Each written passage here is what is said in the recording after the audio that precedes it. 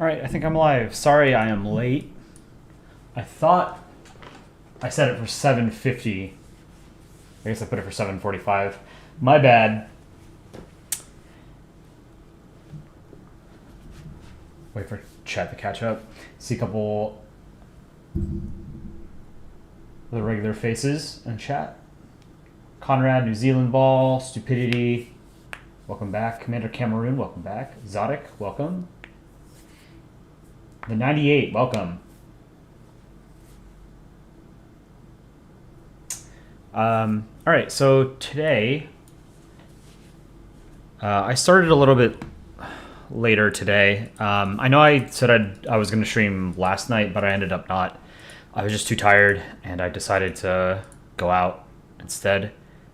So today, I need to draw some assets for PNN, Polandball News Network. And I started drawing, and I figured, I might as well just stream while I'm drawing. There's no harm in that, right? So I'm gonna draw a little bit for PNN. This is first panel. I need to have side shots of my character, my avatar, from the right and the left in the studio. So I'm gonna do that. Hopefully that won't take too long. Listman38, welcome. NH Maps 19. Can I name a country for a map?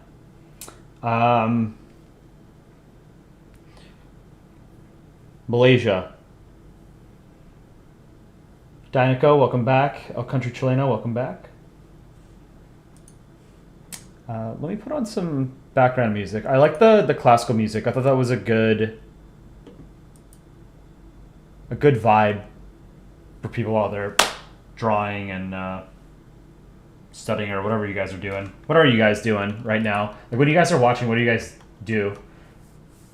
Guess I'll tell, welcome back.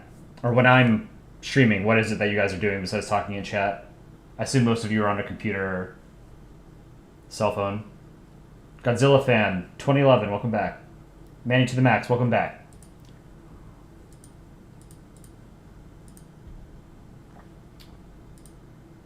Mood. Let's go to genre, classical, apply.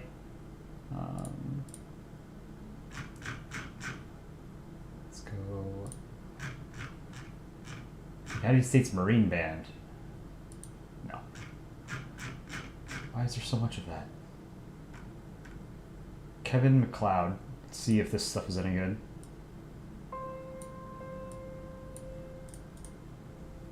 You like my character? Thank you. So in the Polandball subreddit, we have custom avatars, custom flair for users. This is really straining my knowledge, my memory. I think if you win a contest, or if you win a monthly contest, or if you have the highest upvoted comic of all time in the subreddit, then you win Hussar wings, and you also get to get a custom flair. Maybe you have to have a couple sets of wings before you get a flair. I forget. But you get a custom flair, and you got to tell the mods what you want your flair to look like. Dick Rhino and Aaron C14 were some of the earliest, and myself were some of the earliest users to get custom flairs. Because early on in the subreddit it was still very small, and we were like power users. So Dick Rhino won a bunch of contests, Aaron won a bunch of contests, and then I won a couple. After a while, it took me a while to win my first contest, so we all got custom flairs. So Dick Rhino's is, he's got the Horn of Viking helmet. Aaron, actually I think Aaron has a different flair now. He probably changed it by himself because he's a mod, but his used to be the old Dominion flag for Canada, with a top hat. But he has his own custom flag now that he uses. Oh, make the audio. So I have to pull the audio out on a separate tab so it actually plays. If it's on, or a different window. If it's on the same window as like my streaming page, it stops auto playing, which is very strange. How's Dick Rhino doing? He's doing well. Tired. He has a newborn. He and his wife have a newborn. So that's really cutting into his sleep.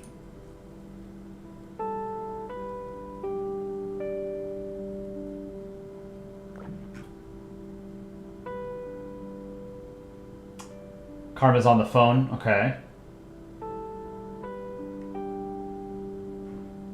Yeah, so I chose my flair as a U.S. in an astronaut suit because I'm a huge space nerd. In addition to like history, international relations, stuff like that, I really like space. Danish Animations, welcome back. Yeah, space is cool as hell. I'm reading a sci-fi trilogy called Remembrance of Earth's Past. It's written by Lu Xixin. I don't know exactly how to pronounce his name. He's like the most celebrated Chinese sci-fi author, and his most famous work is The Three-Body Problem, which was adapted by Tencent for a Chinese production last year, and then Netflix is putting out their own adaptation, I think in March. So if you haven't seen the trailer for it, go look up The Three-Body Problem. And the entire Chinese series is very what is it? It's very close to the book. There's a term for it. I forget what it is. It drags on a little bit, but it's all available on YouTube for free. It has subtitles. The subtitles aren't perfect, but it's very faithful to the book. That's what I meant to say. And it's one of the best sci-fi books I've ever read. And I just finished the sequel, which is called The Dark Forest, which was even better. Some really harrowing concepts in that. And then I'm reading the third book right now, which is called Death's End. And I'm about like 40% of the way, 43% of the way through it. I update my page count on Goodreads so that tells you exactly what the percentage is. And it's also very good, but it's a lot like crazier. A lot of weird, very novel concepts that it's kind of hard to follow, but it's also really good.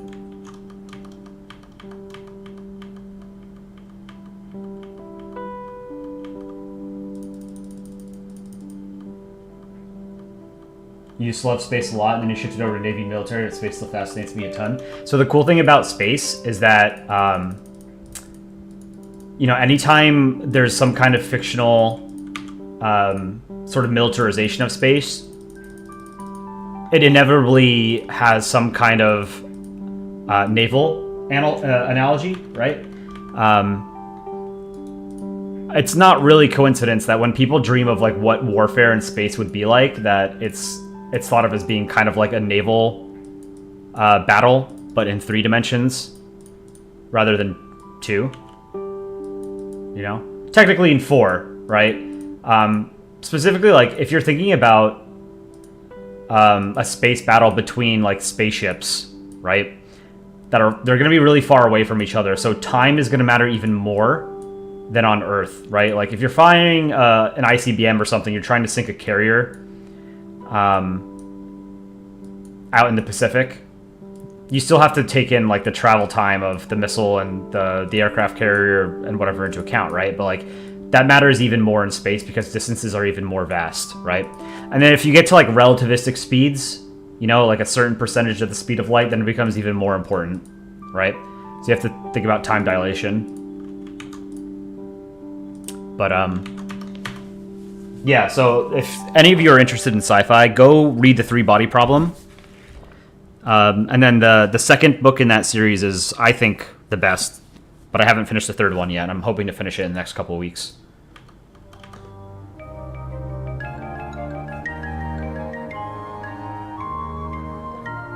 You like Titan too? Titan is my second favorite moon. Titan is so cool.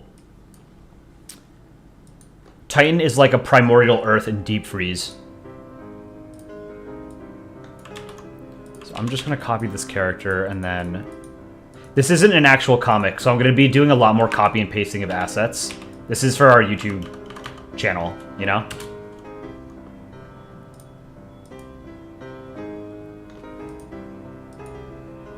Need to get a sense for how exactly I want Let's look. New Zealand ball, you like space. Jupiter's pretty cool. What's your favorite planet, not including Earth? I mean, I feel like everyone has to say Saturn, right? Like, I get, you know, Jupiter's cool too. But it has to be Saturn, you know? Saturn and Jupiter both have enormous planetary systems, right? Like, they're not planetary systems. Like, the Jovian system and the Saturnian system are both themselves enormous, right? They have... Jupiter has something like 65 confirmed moons. Saturn has something like 80, 82, right? So whenever you send a probe out to Jupiter or Saturn, you have the opportunity to study dozens of different worlds, which is more interesting than when you send something to Venus or Mercury or Mars, right? Lithuania Ball Productions. You love our videos, love the quality of your drawings. Thank you. Yeah, the YouTube channel is a collaborative project, about 8 people. We've been a little bit slow about putting out another video, hence why I'm drawing assets for the next Polandball News video, which we hope to get out this next Monday. It was delayed by a week. Jupiter has more than 90 moons. So the problem with... it's... What is and isn't a moon kind of gets to be... an ambiguous area, you know, like there are a lot of very tiny objects, you know, in the in Jovian or Saturnian orbit, sort of like within the rings themselves, that sort of straddle the line between being like an actual moon and being just like a large ice particle or whatever. That's part of the rings. G7 Mapper, you love our channel. Thank you so much. We hope to be able to put out a lot more content, but it's really time consuming to have a video channel, like a YouTube channel, where nominally you produce videos, but the videos are made of drawings, right? You have to draw every single frame. It takes a lot of time. Have I heard of Neptune's real color? Yeah, I saw that it's closer to Uranus in color. That joke will never not be funny.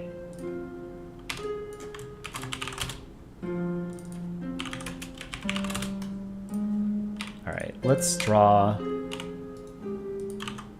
a ball. So apologies again for the late start to the stream, but I went out for a walk today. I went to get a coffee, and I read for a while in the coffee shop, and then I came home and I read a little bit more. And then I decided to draw. I started drawing, and then I figured, why not stream, right? Do you guys generally get the more popular news every year from every country when creating a new world map? So the way that the map works, and I haven't participated in many years, there's a video on our channel that Chicken Scuttle Monkey made. There's a video essay about 25 minutes on the world map. People are assigned. They request, you know, countries, and then they get assigned countries to draw for the map, and the map gets stitched together from its constituent parts. So you're sort of free to, you know, draw what you want for your country, but people will generally make something that's, you know, something that happened in that country that was well known, you know? Like, it would be weird if during the 2023 Polandball World Map, whoever drew Ukraine and Russia didn't acknowledge that the war was still going on, right?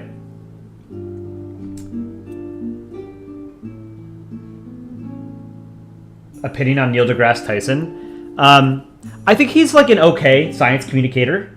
You know, he's not Carl Sagan, but nobody is. You know, I think like any celebrity, if they talk publicly enough, they're going to say weird things, or they might come across in a way that they didn't intend. I think Neil deGrasse Tyson's heart is basically always in the right place. Just, you know. He's also a nerd, you know, like he's awkward at times and he doesn't say the right things, and you know, who am I to judge? But he's he's a smart guy, and you know, he's doing important work, you know, telling people about, you know, trying to make science more accessible to people, because it needs to be.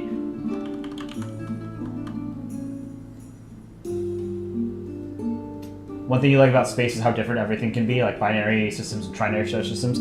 Yeah, so I believe most stars actually exist in trinary systems and then binary systems. So like a solo star like our sun is actually fairly rare.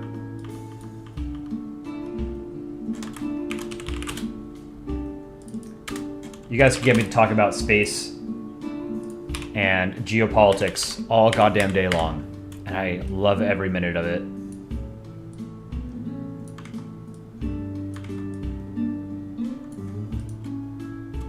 Let's do another line behind this.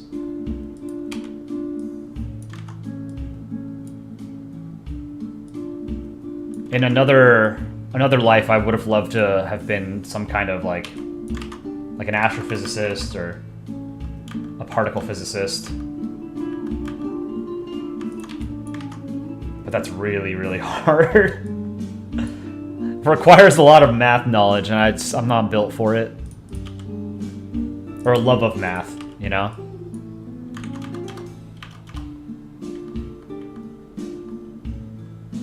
So basically, dwarf planets are considered planets. Vulcan and Planet 9 exist, so pretty much new solar system of 90 planets. So no, actually, dwarf planets are not considered planets.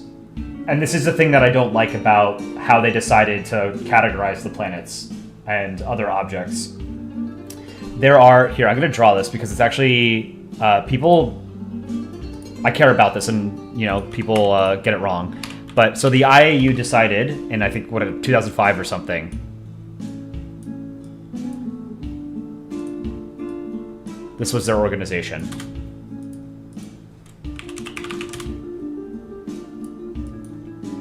Let's do 12-point font. Okay. These are planets.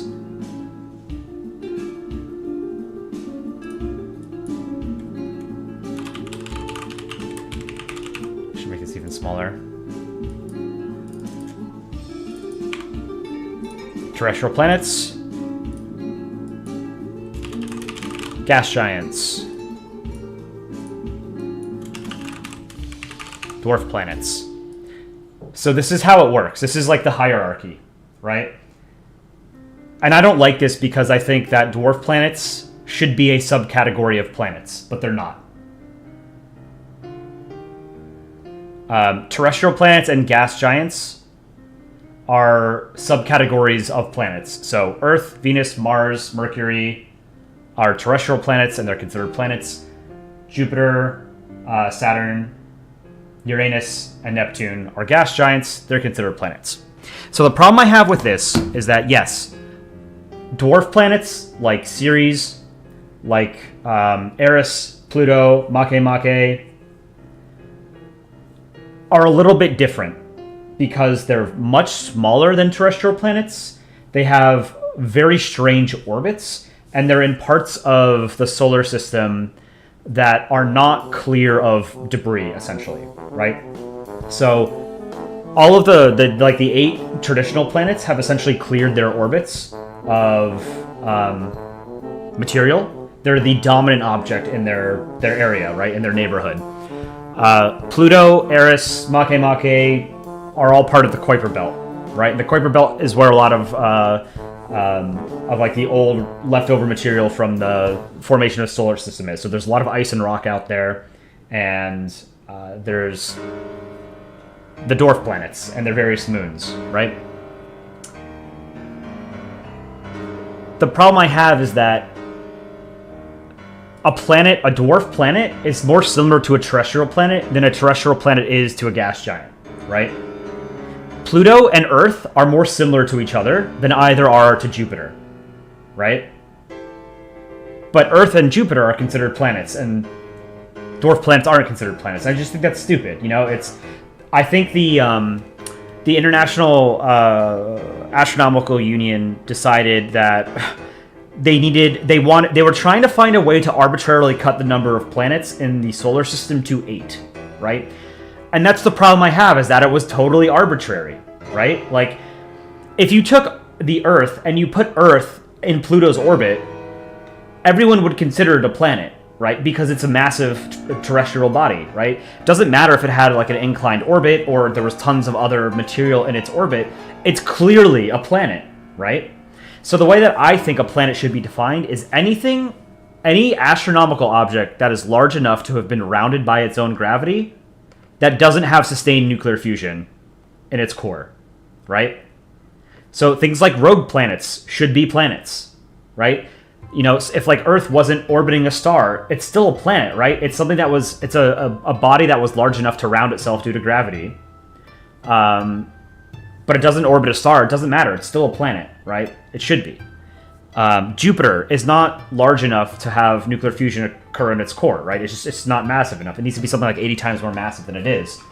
So it's very clearly a planet.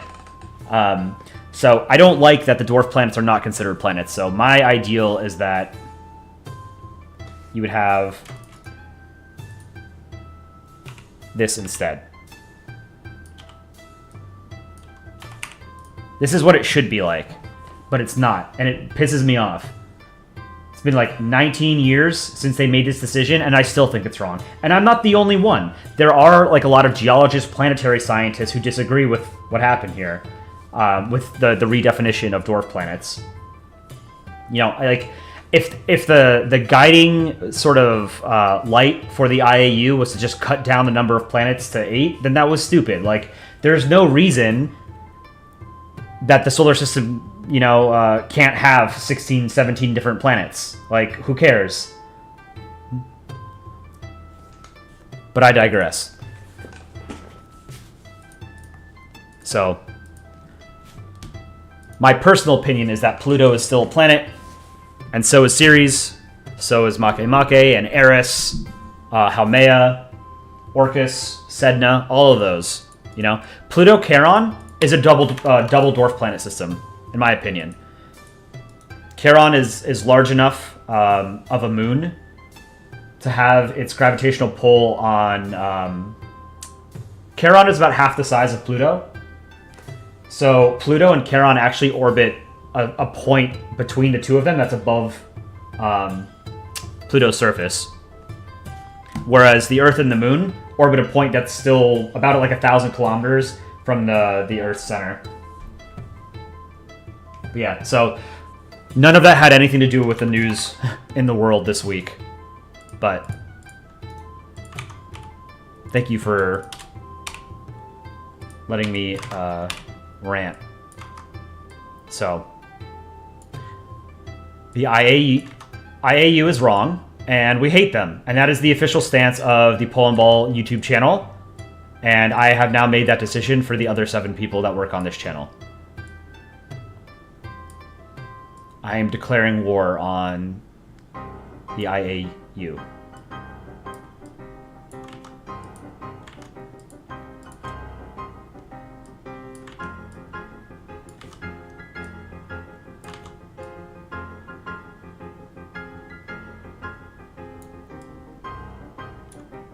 Okay, I think this is good. Let's merge this.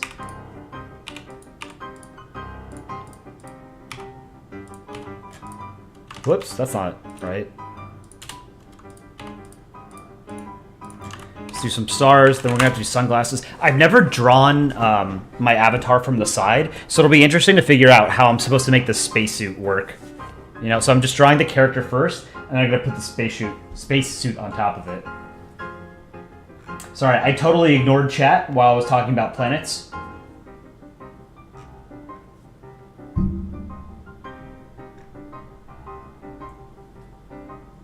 Have I ever heard of Scandals of Crisis? Scandals or Crisis in the Polandball community subreddit? Or have we ever had scandals? Yeah, we have. Like, there's been, like shitty posters that have, been around from time to time, and, like, mod drama and stuff like that, but I've never really been involved, you know?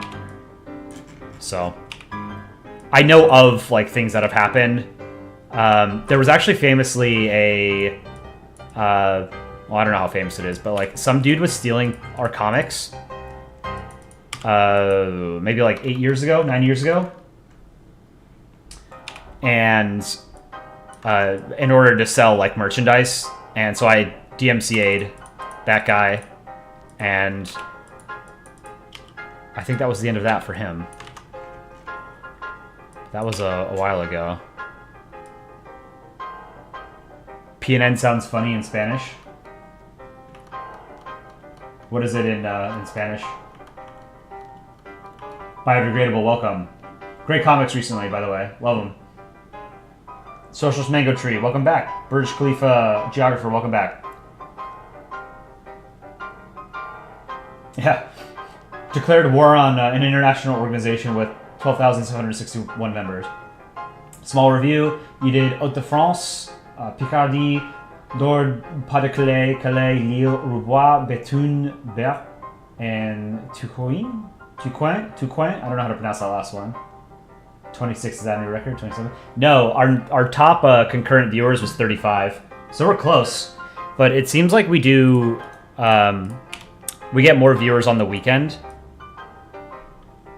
You know, we don't have a long enough streaming history to sort of figure out when and what exactly to stream. But we're thinking of streaming the US presidential election on election night. Would you guys be interested in that? We would kind of have like 3 or 4 people on stream. And I don't know, we'd be like monkeys in the background, like drawing things very quickly and putting them on screen. We would have like, you know, like our Polandball News Network set with like election flair and stuff like that. And then we could just have that in the background while we're talking about stuff that comes in. I think that could be really cool. But I want to hear your guys' opinion on whether or not that's something you would want to watch. Be like a multi-hour stream, obviously, on a Tuesday night in the middle of November. Or start of November, actually. First Tuesday of November. This star is too big.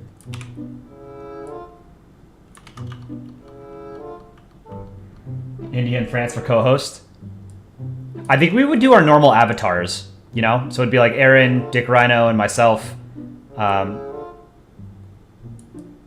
know that they want to do it. Chicken Scuttle Monkey, I think, would probably want to do it too. He's from Texas. So we do have, let's say we have like 4 Americans working on the channel. 4 or 5, something like that.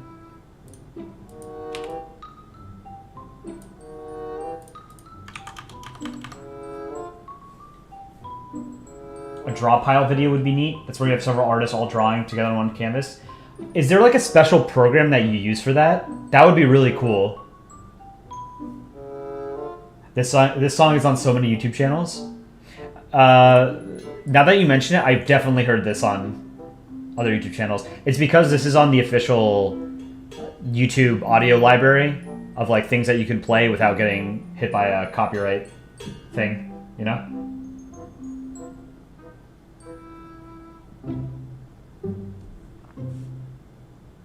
Western bias cannot be completely what PNN is. Yeah, I mean, I agree. India must be co-host, so we get less bias. So the way that we're doing PNN is like, it's our personal avatars that are the hosts. And, you know, the YouTube team is mostly Westerners. I mean, it's all Westerners, really. Do I need another star here? I'll try copying this. No. But I think, like, as the channel expands, we want to pull in other people.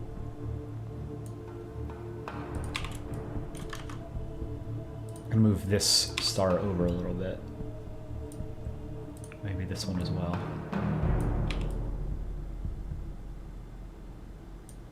And then layer 3. I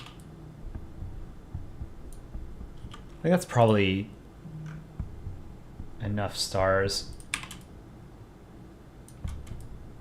Pull it down a bit, maybe. I'm gonna remake this because I don't like that I copy pasted it.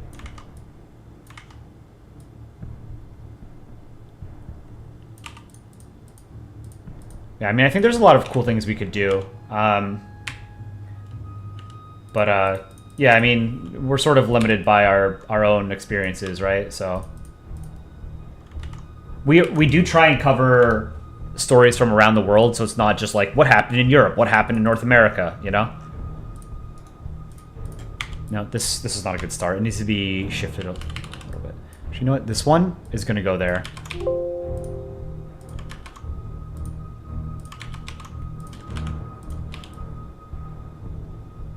I think that goes there instead. And then on the stars, I delete this. And then I draw a new one that's a little bit less shifted off to the left.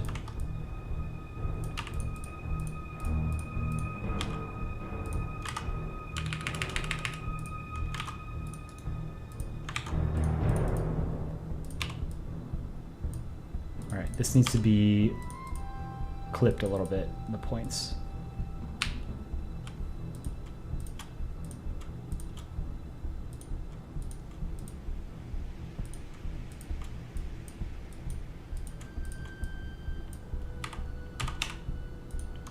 Okay. I think the stars are good. Nope, they're not. I need to merge these layers. Stars. I'm going to move this middle one a little bit like that. And then the one above it, I think also needs to move a tad to the left. The one up top. Maybe a little bit like that. And then move the whole field up a smidge. Okay, that's good. All right, sunglasses. From the side. Rate America out of 10. 1776 out of 10. France and India for PNN is like camera crew or something. Yeah, we could do something like that. Put Tiny France and India as an Easter egg for everybody who watched the stream. Yeah, I could do that in one of the frames. You have a comic joke idea? America's in a fighter jet and the left wing gets broken. My left wing is down and it shows a dead CNN ball. I mean, you can't draw like a corporation as a character in a Polandball comic. Hamodi16, welcome back.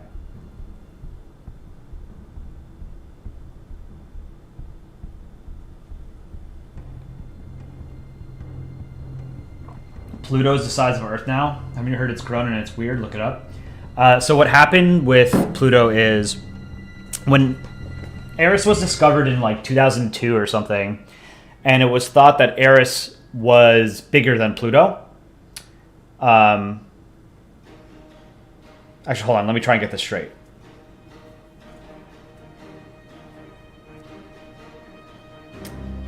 Eris, I don't believe, has an atmosphere. Whereas Pluto does have an atmosphere. It's thin, but it does have one.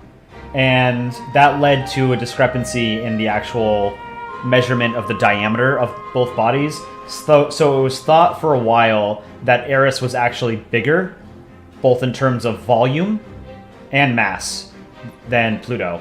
But then when the New Horizons spacecraft flew by Pluto, it was able to get even more correct measurements because it was right there. So it was discovered that Pluto is actually larger in diameter than Eris, but it is less massive. Can you use India Today or Times of India to get sources for news at least? So, like, the news that we talk about is, like, we're not trying to be a serious news channel, you know? We're trying to take stories that, like, obviously made the news, but are also things that we could make humorous, we could draw about.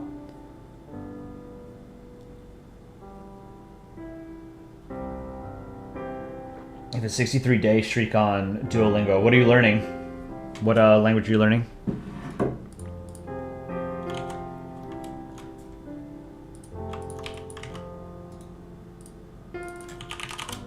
Okay, so this is USA.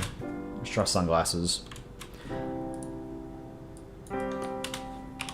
Green. I think I'm using 15-point font, or 15 for the sunglasses. I'm going to hide that USA for a second. Actually, how big are the sunglasses on this character? About 3 stripes wide. It doesn't matter. No one's going to pay attention to that. I think 10-point font. 10 pixel brush.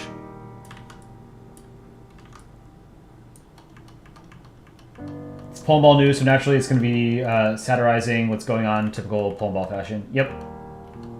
Very slushy, welcome. The most basic one, English. And you plan to start learning German when you end English. And you have a friend that's learning Russian. Interesting. Yeah, I mean, like, I really don't spend enough time brushing up on my French. Because, like, there's no need for it in the US, you know?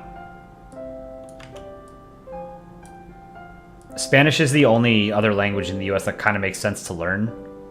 But, like, everyone who speaks Spanish in the US already speaks English, too. It's not like Europe or whatever where, you know, you drive 100 kilometers and you're in another country where they speak a different language.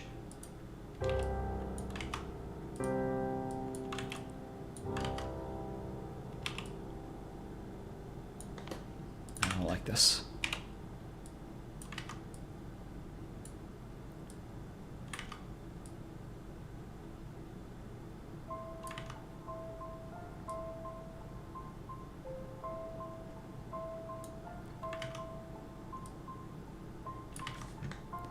This is kind of hard to draw. My hand is not agreeing with what my brain wants it to do.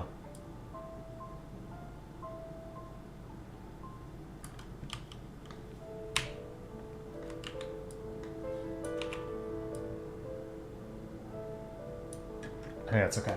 All right, let me catch up with chat.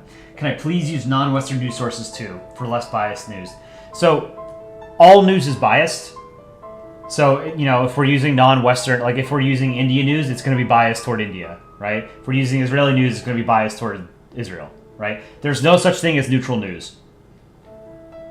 What's my favorite dwarf planet other than Pluto? We don't know enough about them, honestly. Maybe like Haumea, just because it's shaped like an oval. It spins so quickly on its axis. About 4 hours it takes to do an entire revolution around its own axis, that it basically pushes the material on the planet outward on both sides in opposite directions from its rotation, right? So it's shaped like an egg as a result. But yeah, I mean, we don't know enough. Like, the only two dwarf planets we actually know a lot about are the ones that we visited.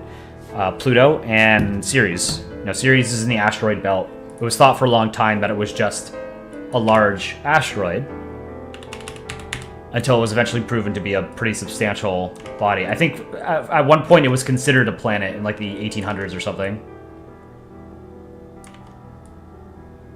But it's pretty small, and it's basically just a rock, and there's like some water ice on it, and there's like a salt deposit in one of its craters. But I mean, Pluto, I don't know if any of you remember when New Horizons flew by and we were getting like real-time images. Not real-time, but you know, the first images that we'd ever seen up close of Pluto. And I just remember it being like way, way more interesting than anyone expected. Like, Pluto is a really, really cool world. It's got liquid nitrogen mountains. It has a nitrogen atmosphere. So, you know, if you're standing on Pluto, it would be dark, but I've heard it would be about as bright as like 9 p.m. or something with a street light if you're walking down the street. So you would be able to like read something in front of your face, but it's not like, that's what daytime would be like on Pluto. But then because it's got a nitrogen atmosphere, the sky would look blue. It'd be faint, but it would be blue. So it's Earth-like in that sense. And then it's thought now that it has a liquid ocean underneath the surface, which is an increasingly common thing that we're finding with a lot of these icy small bodies out in the outer solar system, like Europa, Ganymede, Enceladus is the most obvious one. It's thought maybe Triton has one. Titan is suspected of having one. Callisto might, but we're not entirely sure. But the two bodies that we're like 99.9% sure have liquid water oceans, other than the Earth, are Enceladus, which is a very small moon of Saturn, and Europa, which is one of the Galilean moons, the fourth largest moon of Jupiter. As we have seen, there's cryovolcanism on both of those worlds. So there's water is being sprayed into space from both Europa and Enceladus. So those are the places to find life. If we're going to look somewhere in the solar system, Mars is, I think, increasingly a waste of time. I hate how obsessed NASA has been with Mars. I get it. It's easy to go there relative to, Jupiter or Saturn. But the more we learn about it, the less interesting of a place it is. It's just a dead, cold desert.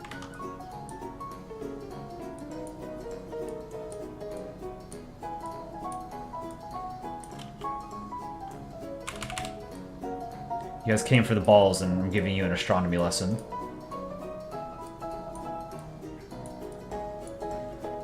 Deal with it.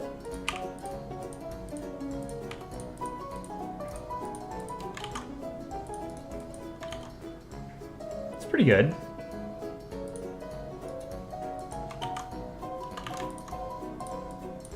Okay, I can hide this. I need to make a spacesuit now. This is going to be interesting.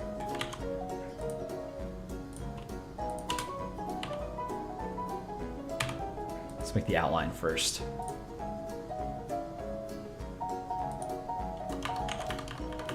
Talking about space, loving every second of it. Hell yeah, space is fucking awesome. Can I into space? I wish. If there's one thing I could do in my life before I die, it'd be to go into space. It's a very, very unrealistic dream, though. It's not going to happen. Private spaceflight is going to be the domain of billionaires and trillionaires for the rest of my life.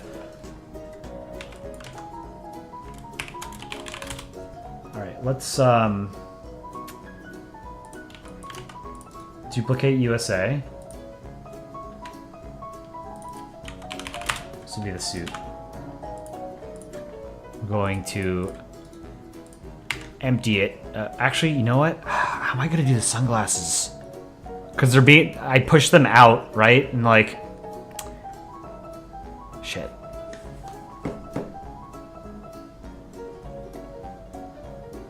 Like, the sunglasses can't be in front of the spacesuit, right?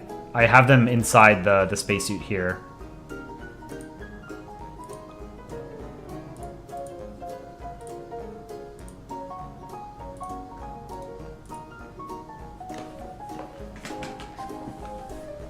Could into space, but probably can't into space, correct. Time to start a GoFundMe so I can achieve my dream. Yeah. $5 donations. I think it costs like $25 million or something to buy a seat on like a Soyuz or a Falcon 9, or not Falcon 9. Is it Falcon? Yeah, Falcon 9 rocket. You wonder what the jingle is for the news channel? Chicken Scuttle Monkey makes original music for us, so he's made a couple samples of some stuff, which is really cool. It's all original stuff.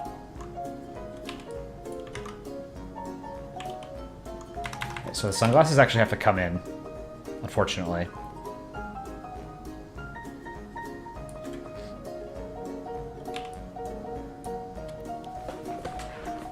Alright, suit.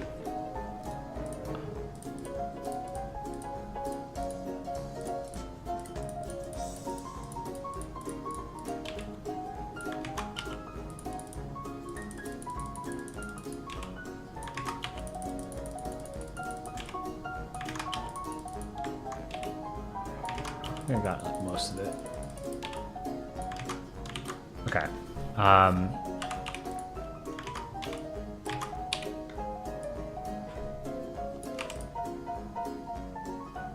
need to sort of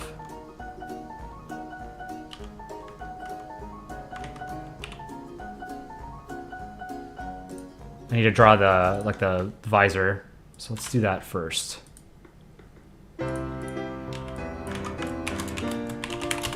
Visor behind the suit, I guess? No, it should be on top of the suit. Okay. You're making a comic when Egypt sees Israel and Kazakhstan, and Egypt wonders why it's not a cube shape and becomes a pyramid, just trying to figure out how to put together. That could be interesting. Down the country ball. You're drawing country balls in paint? Right on. Yeah, Socialist Mango Tree. I've said several times, you know, we try and, you know, see what's happening around the world. You know, it's not... PNN is not going to be just what's happening in the US and Europe. If there's something interesting that happens out, you know, and... hold on 1 second. Out in India, or in China, Indonesia, Australia, Africa, we will cover it. But it's a 5-minute... it's a 5-minute video on... a YouTube channel, you know, and it's not a serious news channel, so, you know, we're not holding ourselves to rigorous journalistic standards. Godzilla, can you ask me a question? Yeah, shoot. You don't have to ask, just ask the question right away. You don't need my permission. I'm reading chat, so. You wouldn't say PNN has a Western bias, more like a US bias? I mean, a lot of the biggest stories internationally feature the US. You know, it's kind of hard to avoid... You know, if the biggest thing that's happening globally is, you know, international trade being disrupted because the Houthis are firing rockets in the Red Sea and the U.S. is, you know, launching airstrikes against them in retaliation, it has to be about the U.S., right? You know, that's just the way it is. You know, in international news, there's always going to be a bias towards the largest, most powerful countries, right? Do dwarf planets pay their taxes? They don't, unfortunately. We're a bunch of moochers.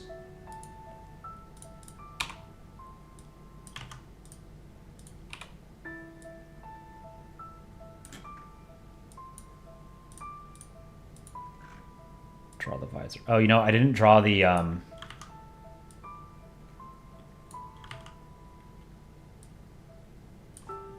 didn't draw I didn't finish the glasses.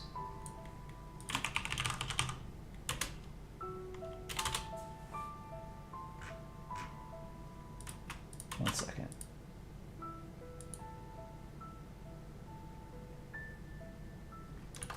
The arms on the glasses I didn't draw.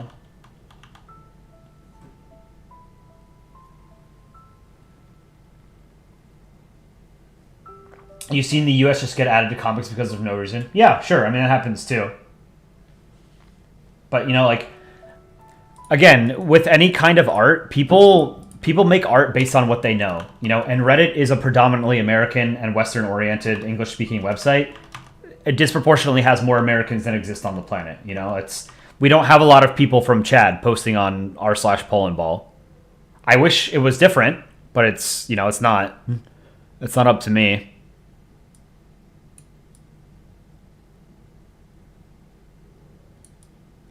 But the subreddit is more international and it's more diverse than most of Reddit. So we're still doing something right. But I myself can't really draw a lot of comics about countries whose history I'm not familiar. Or their cultures. You know, I can make a lot of comics about the US and Canada and Europe because I'm familiar with those countries and their histories, their languages. I don't know a goddamn thing about Botswana, you know?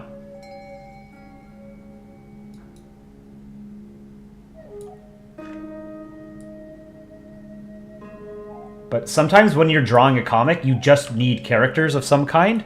It doesn't matter who they are. So, you know, everybody knows the US, so people add the US, people add the UK. Stuff like that.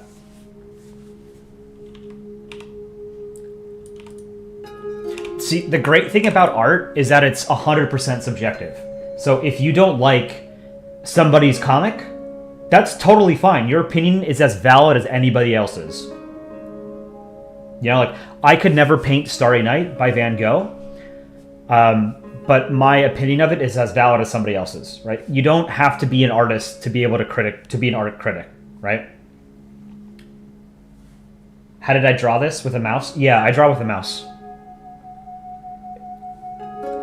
Polandball comics are actually supposed to be drawn with a mouse.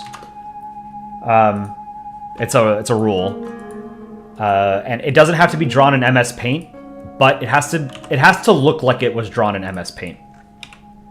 So I use Photoshop and a mouse to draw.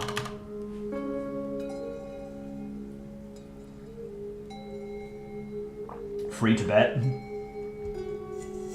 I think that ship has long since sailed. Giraffe Bro, welcome back. India and China also deserve a lot of attention. So I would say that in American news, and I'm saying this strictly as an American, the country that I see in the news most often after the United States is China. And again, that's not, because countries or American media is trying to deliberately, be more international. It's because China is also a superpower, right?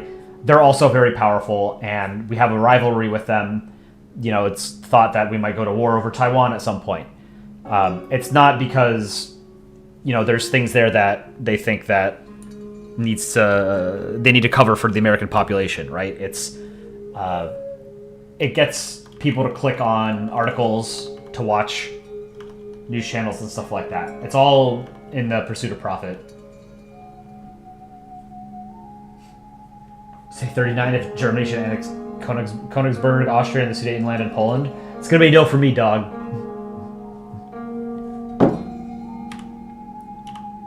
Germany learned their lesson. They were forced to learn it. Oh, I did this wrong. I didn't want to fill this in. I had a different color inside the band of the visor.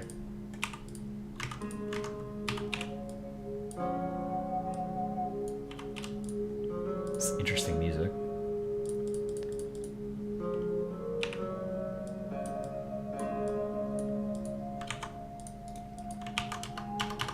I like how this is turning out, actually.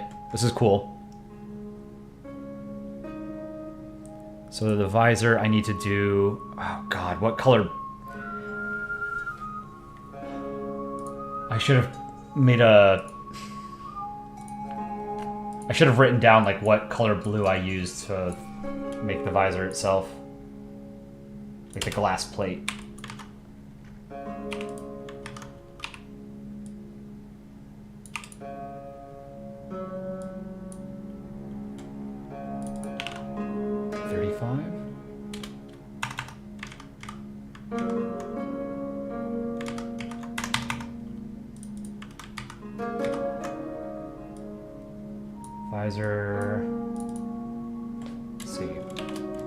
Visor outline, and then I'm going to duplicate this, and this will be visor fill. Visor outline. Okay, fill. 35%. Okay, that looks maybe a little bit too blue. Actually, that looks about right. 35%. Let's try 30. I think that's better. And then draw some streaks. How did I do it in this one? I don't think I had streaks. I'll do something like this. Sorry, I'll catch up with you guys in a second, chat.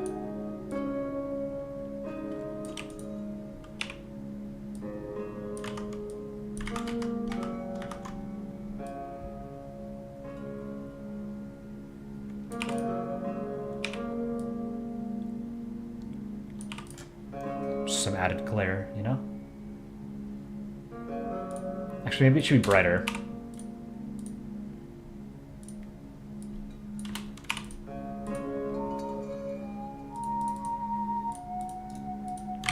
It looks okay. Maybe I can come back to it. Let's do 35%. Okay. Visor outline and fill. Suit. Get this color gray. Suit, visor. Oh, sunglasses. Let me finish the sunglasses.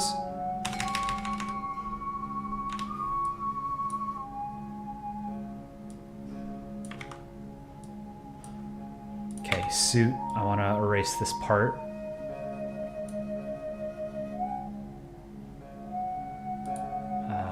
I'm losing track. There's so many layers here. I'm losing track of all of them.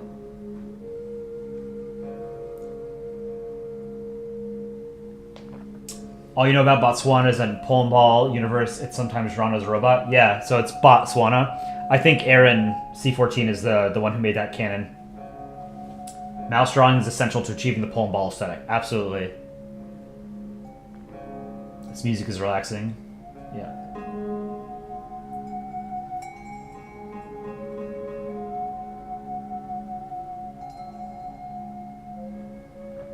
Your cat is from Europa. Does it have tentacles? I haven't played Among Us in many years. Do people still play that? Have you ever seen the meme that goes, every major German city, if they won in Stalingrad, and they're just images of mushroom clouds? I have not seen that, but I mean, stands to reason, yeah. You know, we used nukes on Japan. There's no reason why we wouldn't have used them on Germany if the war wasn't ending. It's if you had that kind of weapon and you thought it might help hasten victory, I think you'd be justified in using them. You know, I think it's really unfortunate that the atomic bombings happened, but like if I went back in time and I was limited to the information that like Harry Truman had when he made the decision, I would probably do it. You know? And I also think it's important that the world saw their destructive potential in like an actual combat setting. Because I think if it didn't happen that way, they would just be viewed as another kind of weapon. You know, like they wouldn't have had the same kind of gravity to them that they've had for 80 years, right? Like prior to World War I, there had been so many advances in weaponry that, you know, all these terrible things that we made, you know, after the end of the Franco-Prussian War to the start of World War I, all of those world leaders were eager to use those weapons on their enemies, you know? And then in like the first couple of days of the war, when the Germans were invading Belgium and the Belgians had, you know, machine guns and they were just mowing down German soldiers like by the thousands, that was unheard of in warfare, right? Like those weapons had not really been used in that kind of capacity, you know? Now imagine if like, you know, we had never seen what a nuke could do in combat. Could they have just become another weapon in the way that, you know, other weapons were used in World War I? That's my fear. So if anything, you know, the fact that nuclear weapons are sort of viewed as like a weapon that you basically can't use because it's just been stigmatized so heavily, like, that's a good thing. We don't want to see them used in combat.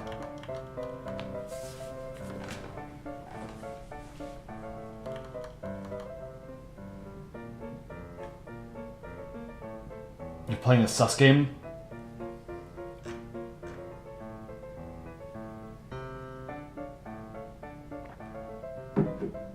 Montenegrin Animations, welcome back. Glad you could join us. Alright, so I have the suit. Okay.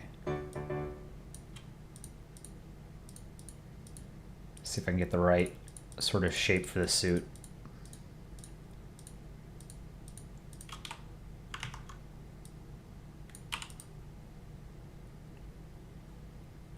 And then the classes should not be coming out of the suit. Otherwise, it's not airtight. What's the next set of music?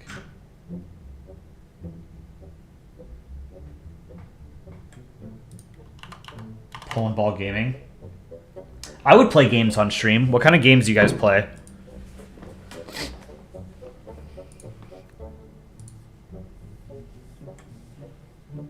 Isn't CNN a liberal news thing? Why you do this? No, CNN's just corporate news. You know, like the idea that every news network is biased toward making money.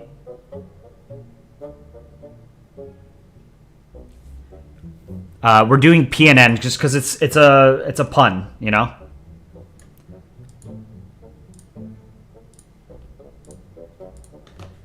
This is what, Hall of the Mountain King. Yeah, this is a great song. Is it Tchaikovsky or no? He did 1812 Overture. What's in the Hall of the Mountain King? I don't remember who the composer was. Edvard Grieg. Wasn't he Norwegian or something? Am I getting that wrong? Edvard Grieg. Yeah, Norwegian. Okay. I gotta turn this up. This is a banger.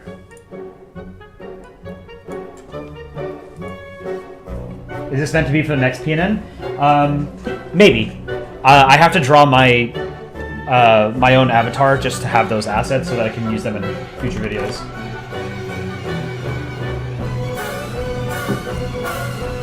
I just go with music play.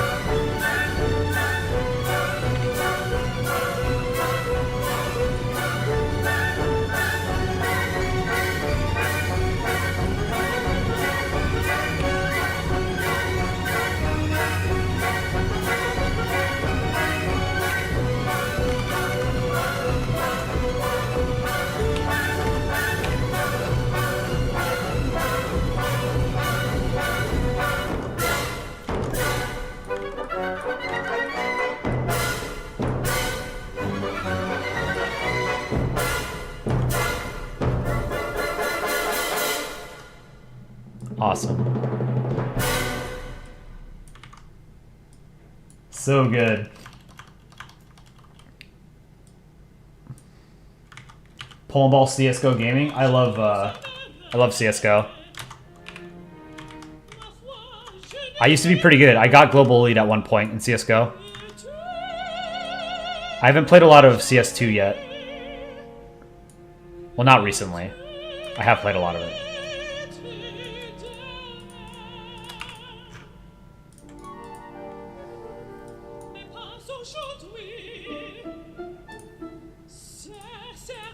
Oh, the suit outline is the wrong color.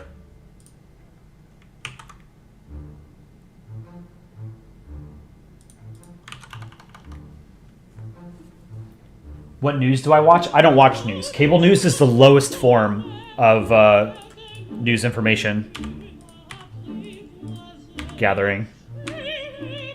I read.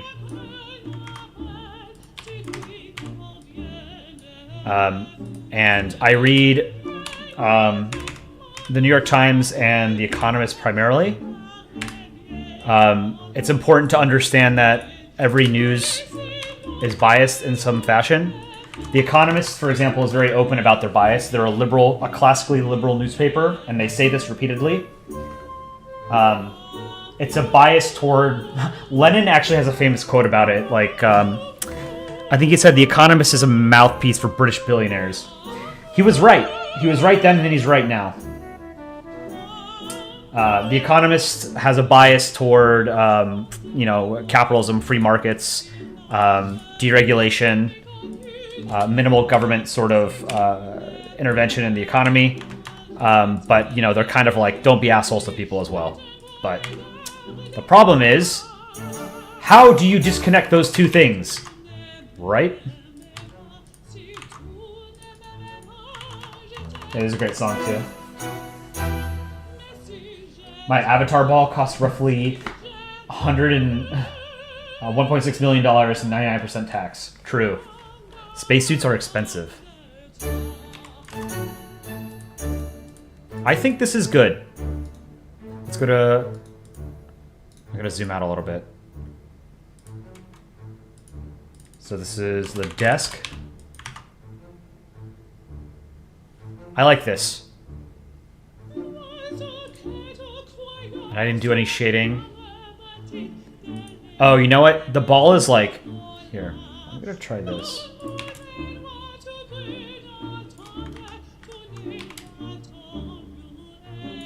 No, I'll keep it up like that. But see, they're not consistent. Like the front view, you can see the entire visor. But then on the side view, you can only see part of it. Maybe... What's layer 2? Yeah, delete that.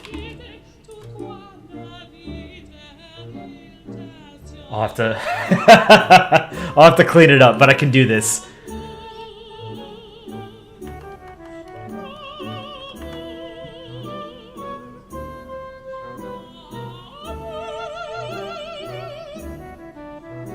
Polandball Gaming, the profile pic is the USA Ball. Oh, is there already a Polandball Gaming channel?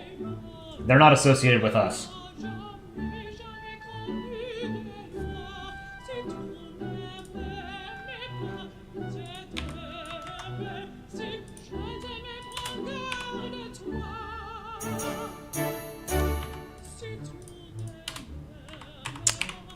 I have seen Carmen.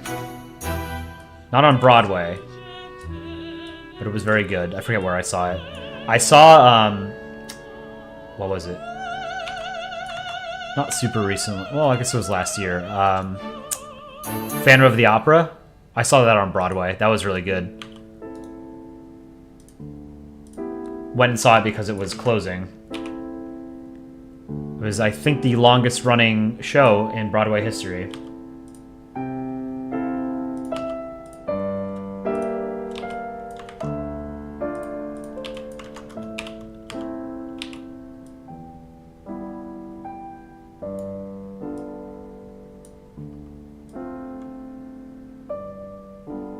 This is the thing I hate most, honestly, about streaming, is that you can't just play music that you want to play, you know? Like, I would love to share all, like, the synthwave that I listen to with you guys. But get hit with copyright shit or whatever. It's dumb. Like, the music industry kind of sucks. Is probably an understatement.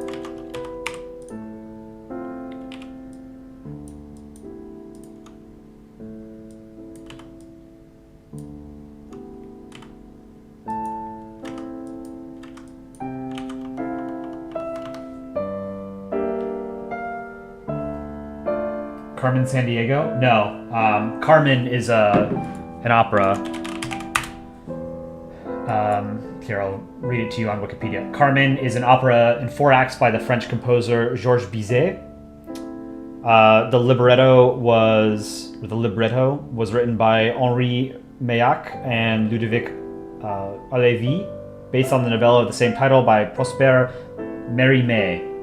The opera was first performed by the Opéra Comique in Paris on the 3rd of March, 1875, where its breaking of conventions shocked and scandalized its first audiences. Yeah, it's a French opera. I believe it's set in Spain, right? Let me see. Yeah, it's in Seville. I need to go to Spain. I've never visited Spain. Copyright is downright garbage. For music, I think it should be fair. Or I don't think it's fair that like you can't play like popular music on stream. But you know, it's not up to me.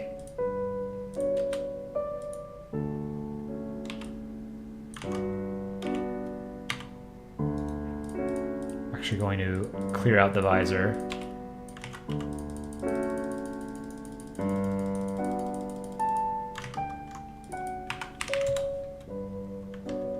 Oh, you know what? I could have just done that from the start.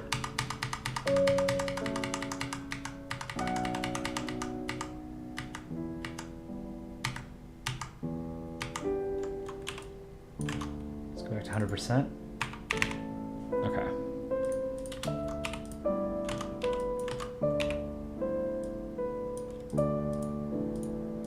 Yeah, I think this is looking better.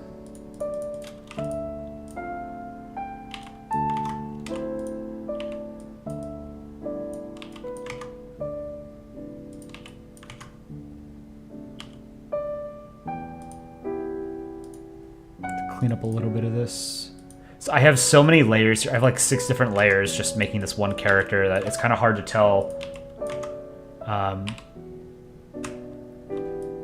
where like errant pixels are on like what actual what layer they're actually on. 35%. Visor.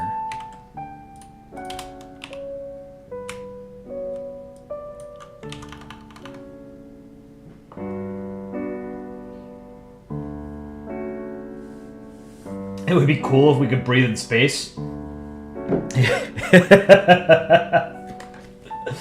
Yeah, sure. Look at Hirosaki's flag. Hirosaki. Oh, wow. Yeah, that's Hirosaki City, Amori Prefecture. It's a swastika. It's a red swastika on a white field. I'm not going to put that on screen. But I get that, you know, the swastika was co-opted by the Nazis, but even still.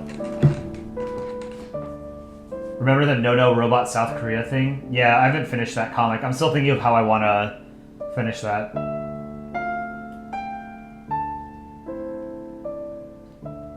Have I played Paradox games, and if so, what's my favorite? I've tried playing the Paradox games like Europa Universalis 3. I never tried 4. And I tried Victoria. Victoria... I don't think I played Victoria 2. I just couldn't get into grand strategy games. Like, I've watched videos, like playthroughs of it, and I find that more enjoyable than actually playing it. How do you wear glasses while wearing an astronaut suit? Well, you put it on your face first, then you put the helmet on. So yeah, I've played some Paradox games, but they're not really for me. I would love to be able to... I would love to get into Europa Universalis 4, but I don't have the patience to learn a game that complicated. Said North Korea's nuke would blow South Korea's away. Yeah, but that's kind of like a very basic North Korea, South Korea kind of comic. I wanted to do something funnier. You play Victoria 3 while typing here? Yeah, Victoria 3 looks cool. Like I like the history surrounding the industrial age. Okay, so the suit, get rid of that.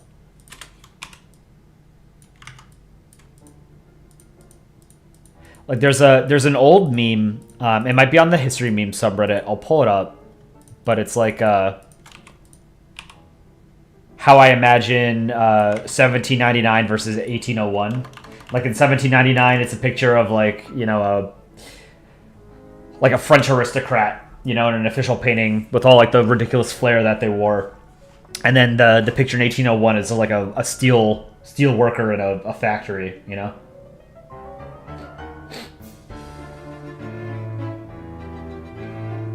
I'm trying to learn Hearts of Iron 4. Favorite historical flag? Yours is Prussia. Prussia had a cool flag.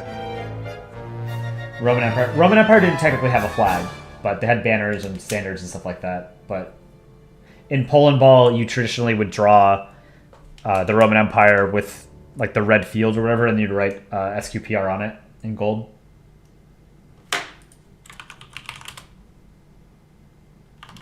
SPQR.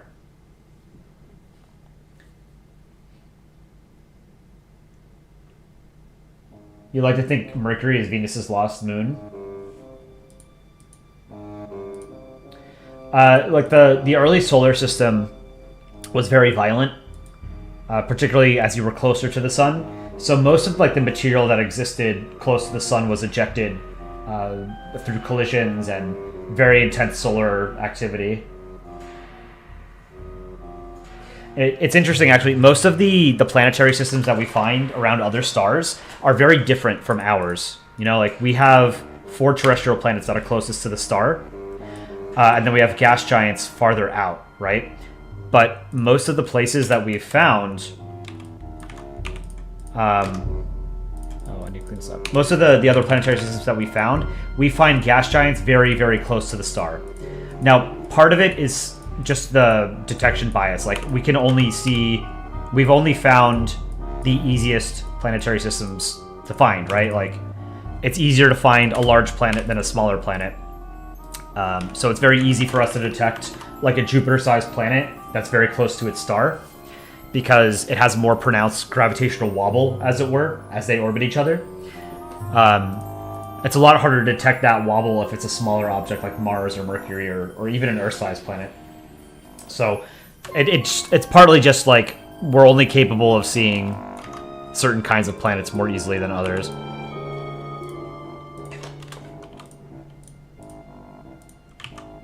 Okay, I think this is looking better.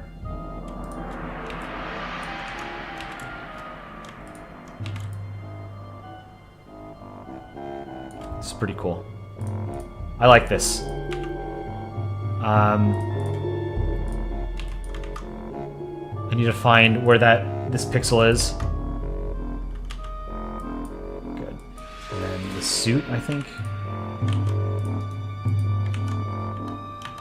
Alright. Aaron and Dick Rhino have made their own cards. I need to see, did they put shading? Yeah, Dick Rhino did shading. Should I do shading?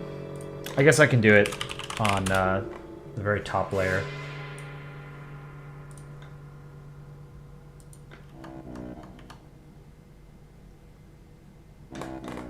Austria-Hungary. Austria-Hungary had a cool flag. But I'm generally not a fan of flags that have like really intricate designs, like, you know, the crowns on the Austria-Hungary flag. But have I heard of the theory of last Tuesdayism? The theory where the universe and everything in it, including you, is memories made just last Tuesday. So there's a lot of cool things, a lot of cool theories out there about existence, reality, and stuff like that. I haven't heard about that specifically. I have heard of... it might be the same thing, actually. I forget what the term is that I heard when I first learned about this. But it's one of those theories that you can't disprove, right? But it's the idea that you could have been made. The entire universe, you specifically, could have just been created, like as a computer program or something, you know, 10 minutes ago, right? And implanted essentially with all of the memories and knowledge that you have presently. But there's no way to know whether or not, you know, you were actually there 10 minutes ago, you know? Socialist Mango Tree, thank you for joining. See you next stream, hopefully. But yeah, I mean, it's a distressing concept, but it's one of those things that it can't be disproven because there's no way to test it, right? Like, there's also a, it's not really a theory, but like, it's the assertion is that like the only thing that you can be absolutely sure of is that you exist, right? That you're conscious and that you exist, right? Like, I'm sitting in front of my computer talking to you guys, and I can tell you that, you know, I exist. I know for sure that I am conscious, I'm alive, I have some kind of agency, and I'm talking to you guys. I have absolutely no proof that any of you are real, you know? You could be saying the same thing that I just said, you know, that, oh, no, I'm for sure conscious, but I have no way of knowing whether or not that's true. Just like you have no way of knowing that what I'm telling you, that I'm an actual individual with conscious thought and agency, you have no way of knowing that that's true, right? Because you can't actually see inside of my brain and experience my own consciousness, right? So the only thing that you can be absolutely sure of in the universe is that you exist. I'm gonna change this music. This is a little dark. Kagoo.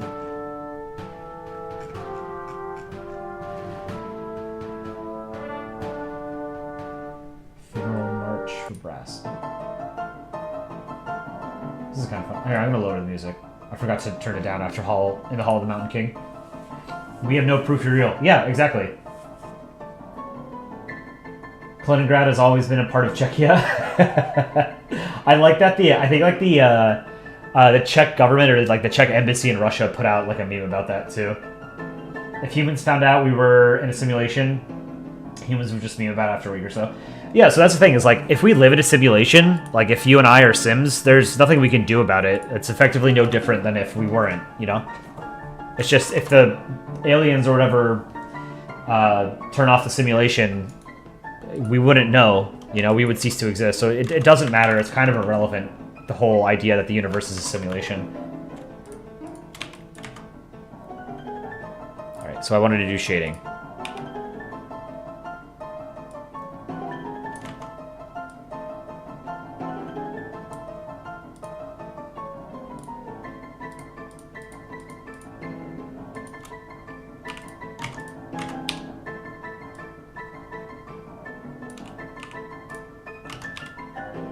Where's the hole? There's a hole here. Oh, at the top.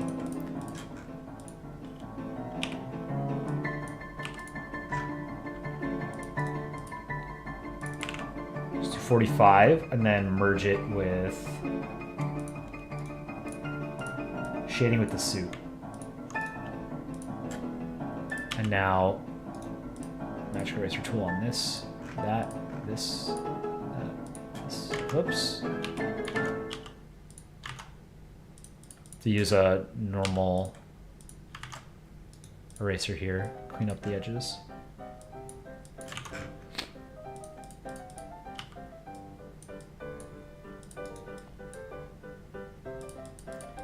And up here as well.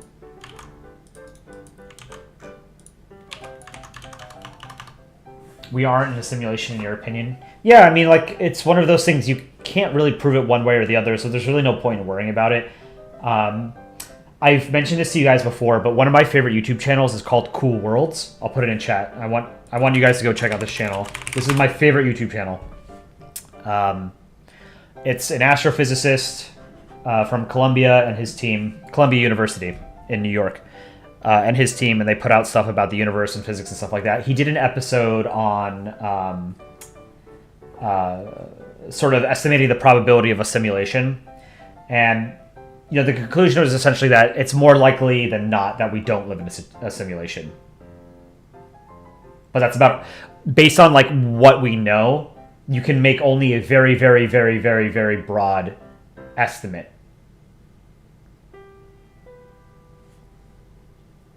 Sunnyflower was in the last... he was watching the last stream. He hasn't been here tonight. Okay. I think this is done. Actually, hold on. I want to try the... What does this look like?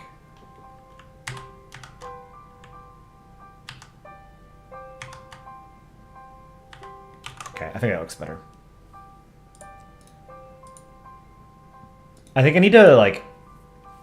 at some point, make the spacesuit a little bit more fancy. I'm gonna add like buttons and whistles and stuff like that. Not whistles, but whatever. Only reason I like it is because it's from New York. I think the guy is actually from England or something. He has an accent. He might be like Irish or English or something. It's hard to tell because it sounds like he's been in the U.S. for a while. His name is David Kipping. Yeah, he's from the UK. Okay. But he's lived in the US for a long time, so his accent has faded a little bit. And it's like a blend between some kind of English accent and like a Northeastern American accent. Am I allowed to link to other YouTube videos in a YouTube stream?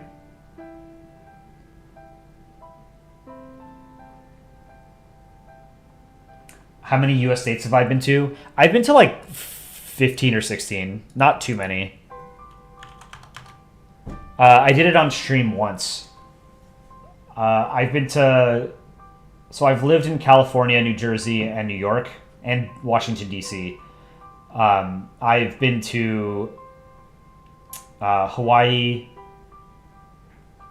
Nevada, Colorado, New Mexico, New Hampshire, Vermont, Massachusetts, Maryland, Virginia, Florida, Pennsylvania. It's mostly like West Coast, East Coast, and then a couple mountain states. Are there genders for country balls?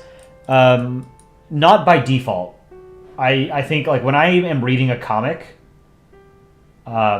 if there's no kind of indication one way or the other, I think of the ball as not having a gender.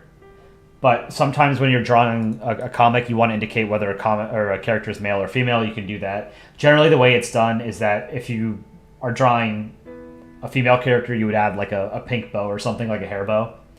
But again, it's not really important that... it's not super important to have your balls be gendered. Okay. I'm going to save this as a PNG. Save.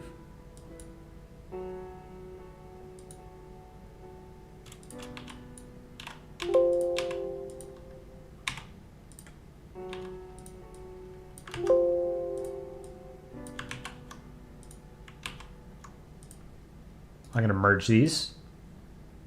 Copy it. Unmerge them. Okay. So I'm done with this side. Zoom out. This was the final product. So I've got my front. I've got this side. Now I need to do the other side. So I think what I'm going to do is just flip this image.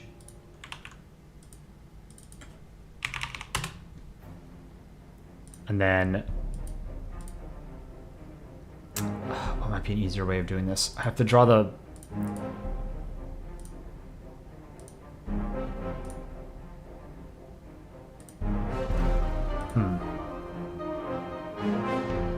I should have had the flag come out more.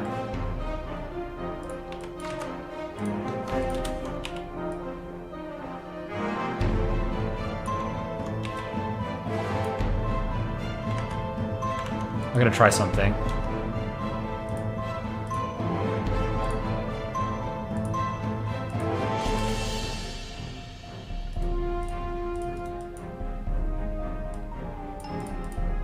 I like this song. It's like a video game song or something. So the most important states I've been to. Yeah. I haven't really spent time... Like, I've been through the airport in Texas, but I never actually spent time in Texas.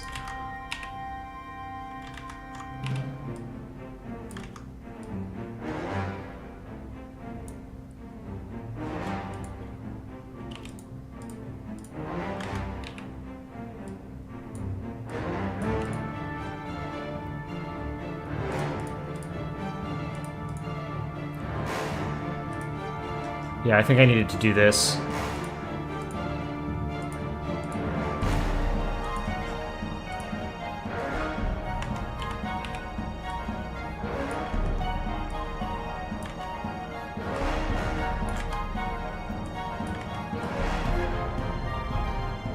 Let me just see. This is just a very quick and dirty sort of fix.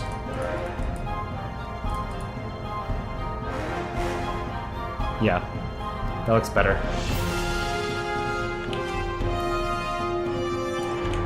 I'm gonna save this.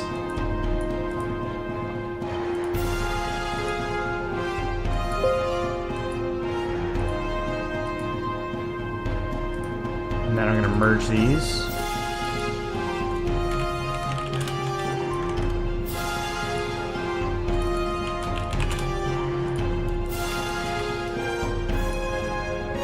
Copy it. So this. Back to this. And then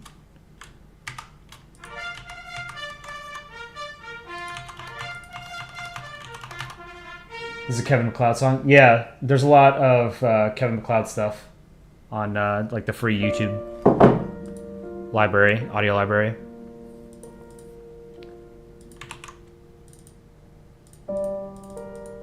Minus 100, flip it. And then this is going to be annoying to like do the stars and stripes here. Let me figure out how I want to do this. It might be easier to just draw it from, oh, not from scratch, but here.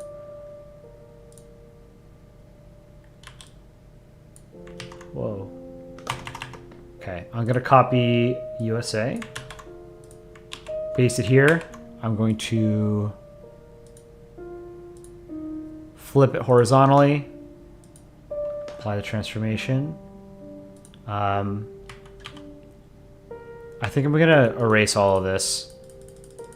Just draw the detail of the ball from scratch, and then I can add the suit and everything else back in.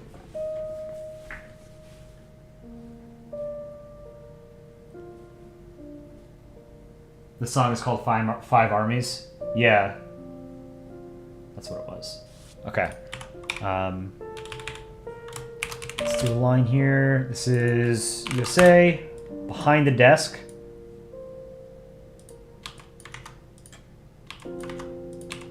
There's a red pixel there. Get that. Let's do Okay, actually, I need to copy the sunglasses real quick.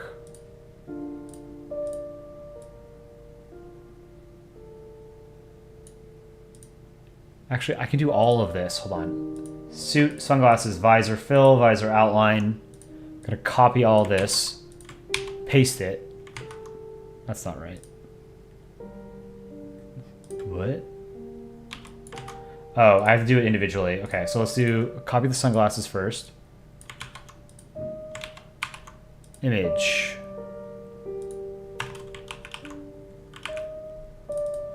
Minus 100. Nope, that's not right.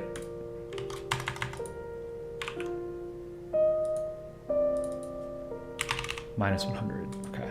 Apply.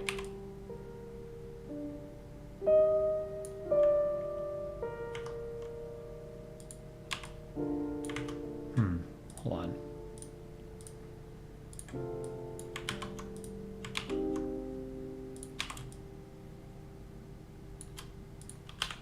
There, fixed. Okay. So this is sunglasses, USA. Okay, so now I can draw the blue and red lines. What's the point in drawing all those stars if I'm going to cover them up with the suit? It's easier to just draw the entire ball and then put the suit over it first. The stars, most of them are going to get covered by the suit, and I know that. But it's easier to sort of move them around because I know some of them are going to show up and I want some of them to show up. It's easier that way. I don't know. It's how I've always done it. But, I mean, you're not wrong to sort of question it, you know?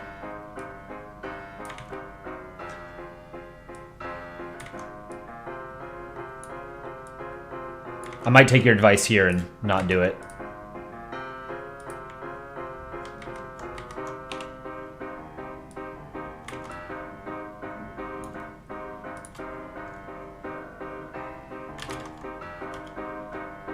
Cut this down a little bit over here.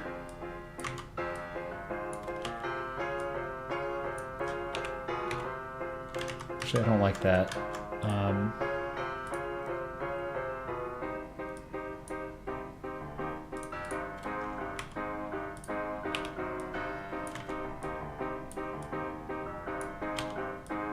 Clean that up. All right, let's get the red.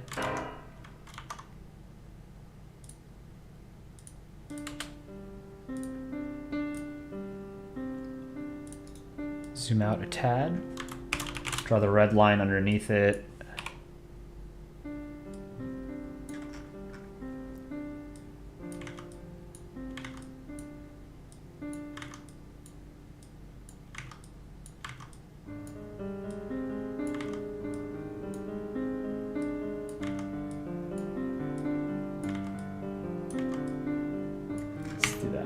Okay, I think. Am I hosting the next PNN? No, Dick Rhino is. I will be featured in it, though. So that's why I'm drawing these cards right now. It's because if I know if I'm not going to... Well, I had to draw them tonight, and I decided, you know, I might as well stream while drawing it. Just, you know, the VOD's a free video, essentially. It's not refined in the way that our other videos are, but it's content nonetheless. I'm gonna zoom out because I have to do these big lines here.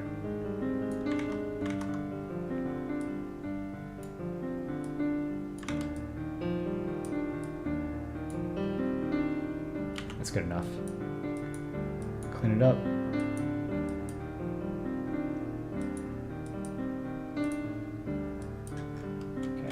Merge all these. Red, red, red, red. Oh, that's not great. These stripes are too thin, looks like.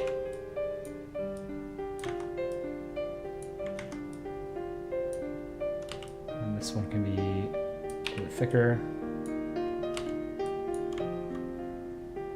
Okay, I like that. Merge them.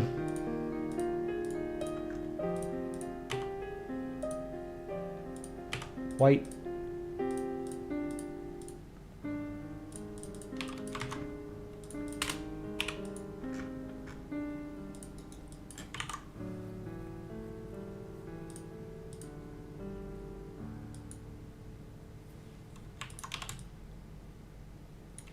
I don't think the sunglasses are... I think they're too high up. Text is going crazy right now. What? What's my favorite non-ball Polandball to draw? Israel is fun to draw. It just takes a long time. Why was I doing islands earlier? I don't know. It was... sometimes I just want to draw what chat wants to see, you know? But yeah, Israel's my answer for favorite non-ball Polandball to draw. I think Nepal is fun too, but Israel, when it's drawn as an actual hypercube, is really cool. Like, it looks cool. It takes so long to draw when you're doing it right. If you're just drawing it as a normal cube, it takes a little bit longer than a normal ball, but it's still like... It still takes a while.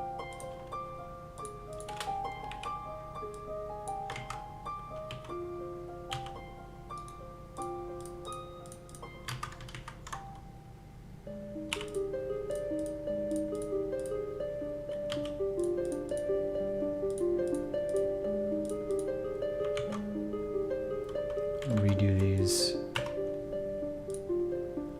colors.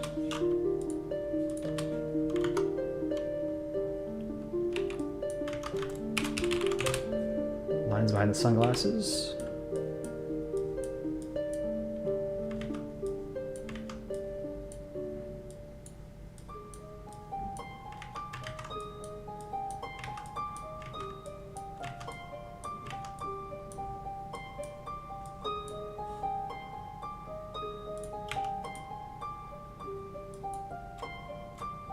Actually, I don't like this one. It's too long. All right, let's erase outside the lines.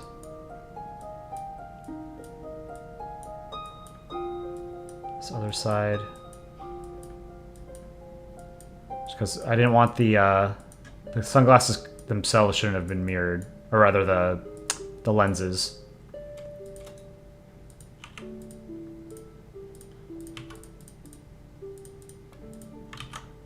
Okay. I'm going to copy the spacesuit.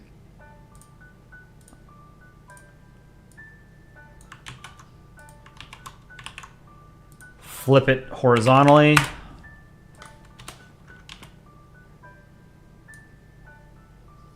Okay, yeah, so the sunglasses are not in the right spot.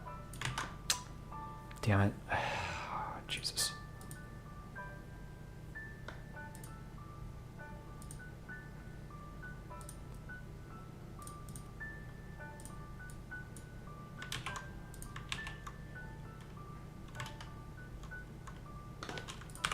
Look at the visor.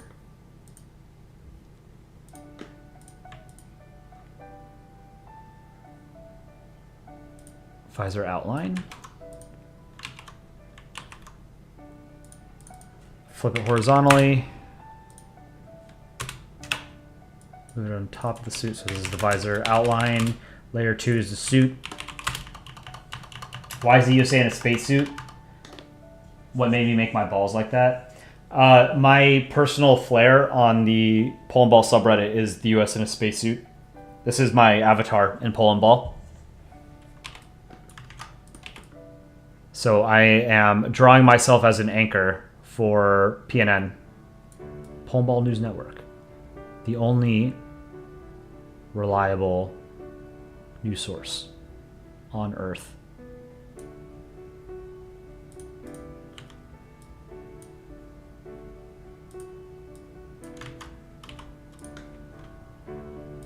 Some weird, like, I don't understand like what's going on with some of this layering.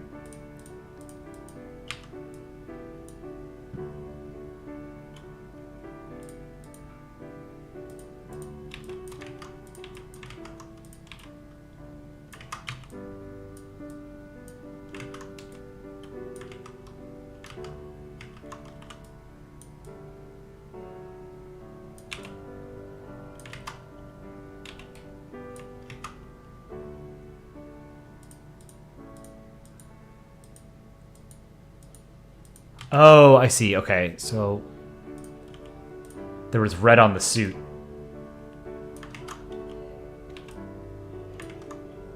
That makes sense. Okay.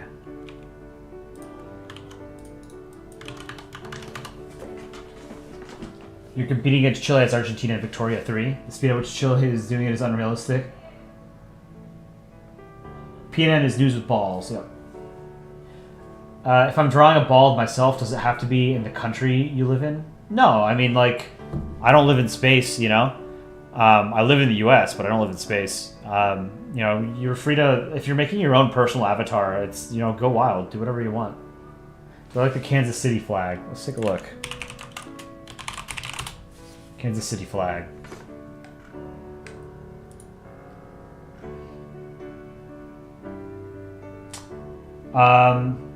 Yeah, I like this. It's maybe a little bit too busy. Here, I'll pull it up.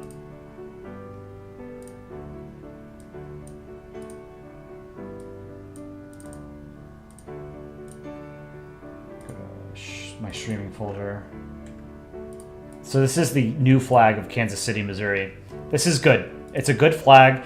The only problem I have is that I think there are too many lines here in the actual logo.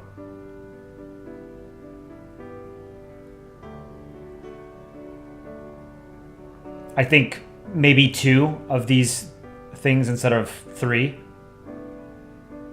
would be better. Here's what I would do.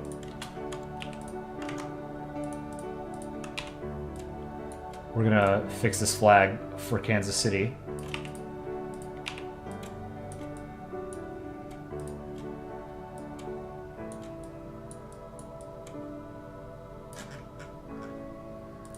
And same thing with the red up here.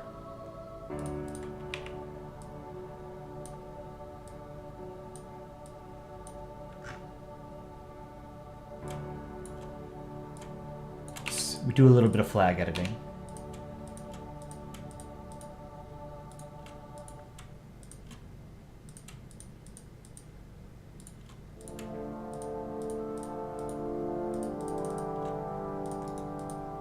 I think that looks a little bit better. It's still perhaps too busy. Maybe, like, connect these lines, honestly.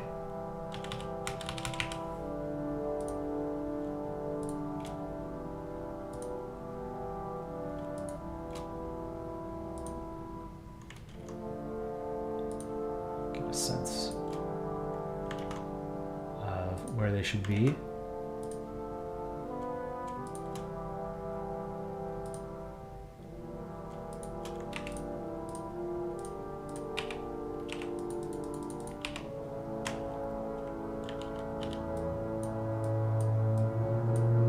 What does this look like?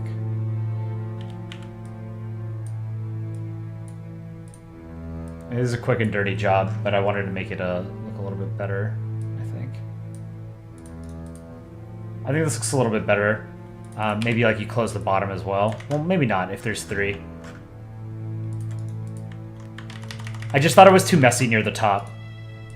You know, like having 3 lines at the bottom is good instead of 5. But yeah, I mean, overall, I like the design. The colors work well together.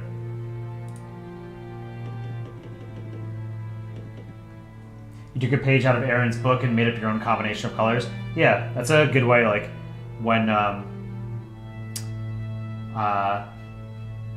you're making your own avatar or whatever, you can do whatever you want. What's the meaning behind the flag? Let's see. Kansas City flag. What is the meaning behind it?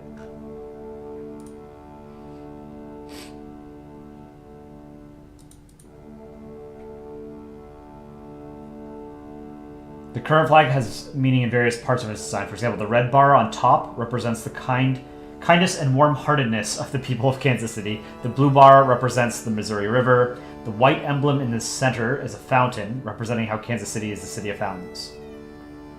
The emblem also has a vague heart silhouette showing how Kansas City is the heart of the nation, and again alluding to the compassion of citizens of Kansas City.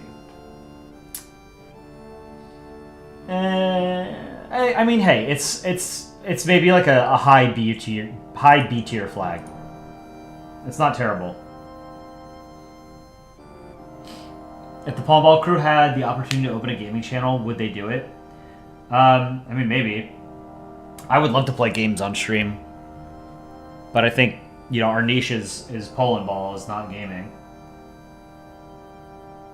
You had a hard time conceiving a Polandball avatar for a while. You just didn't want a generic Australia ball. You don't wear glasses or hat, which makes things difficult. Well, I mean, it doesn't have to be you itself, right? It's a fictionalized version of you. You can do whatever you want. Like, I don't know the spacesuit. I've never been to space. I just like space. So, like, take, you know, one of the other things you like in life and add it as a little bit of flair to your avatar, you know? Have I played RSE of Nations in Roblox? No, I've never played Roblox.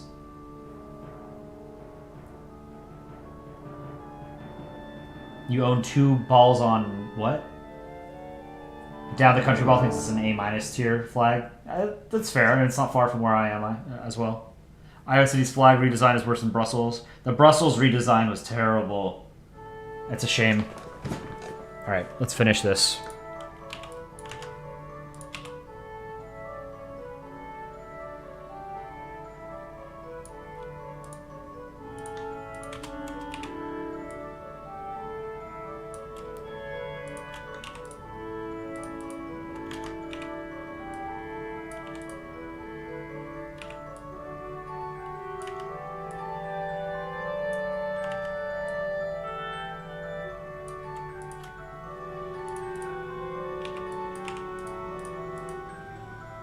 Just making the blue field centered on the eyes.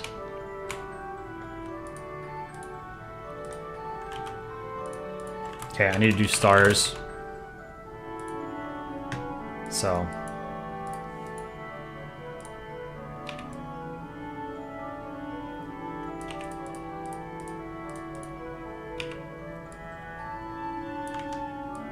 Yeah, I guess it makes more sense to just do the stars after I have the visor on, the suit.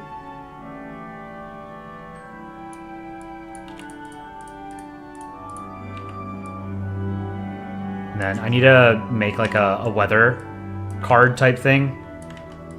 Or like a weather studio. Maybe I'll do that tomorrow.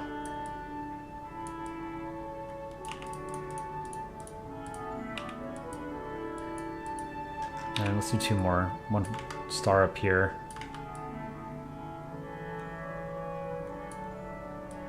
Send that out a little bit. It's too flat. It needs to be offset a bit. Tilted a little bit toward the right.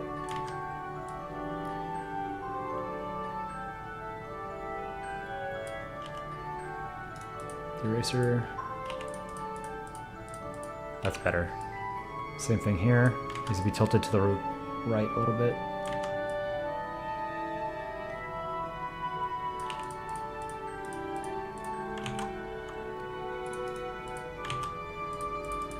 And then I'm just going to copy this one and then put it over here-ish.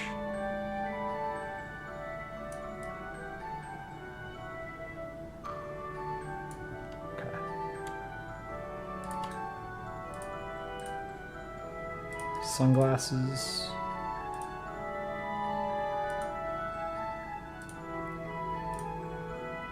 All right, let's get the visor fill. I'm gonna move it up to 100% opacity. Then I'm gonna copy it. Oh, it does look like Among Us. Is that why you guys were saying it? Now I get it. Okay.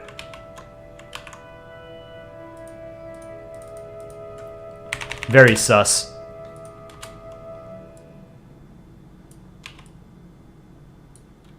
Now I can make this 40%, I think is what I decided on. Do 40% here. Sus, sus, sus. You made a flag redesign for a Chilean region.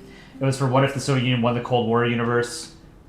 So you can call it a flag redesign. That's cool. I like a lot of like fictional flags. Cool drawing. Russian Empire. Thank you. Welcome to the stream. Guy who loves maps. Also welcome to the stream. There's a Polandball Hearts of Iron 4 mod. That's cool. I had no idea.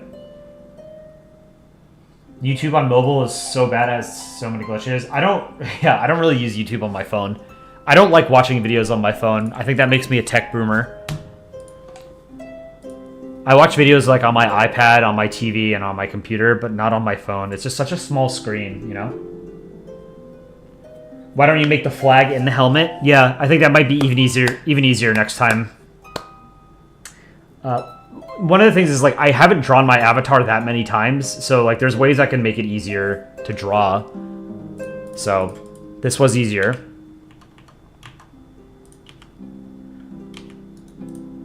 Visor outline. I'm going to clean this up a little bit, make it a little bit thicker. And I think it was 3 point. Okay.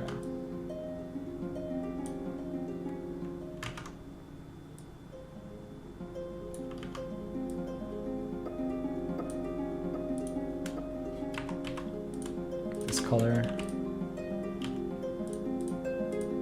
Okay. That's better. I think the bottom is a little bit too thin, but it's not noticeable enough to matter. So the visor outline, go back to, oh, that's the outline. Okay, so this is the, whoops. This is the visor. I'm going to put it back to 100.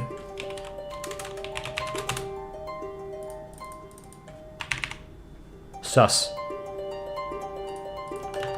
Who created the Polandball rule?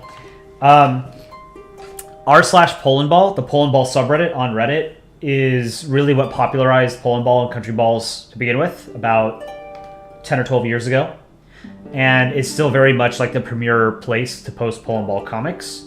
And there are a set of rules there that the mods have promulgated over the past 10 or 12 years. You used to think Polandball was a person. It is not. It was made originally by one person. His name was Falco, and he was posting on Crouchan. And he is responsible for 2 memes. Falco was a poster on Crouchan. He made the Wojak meme and Polandball. And both of them were designed to upset a Polish user on the board. This was made before Among Us.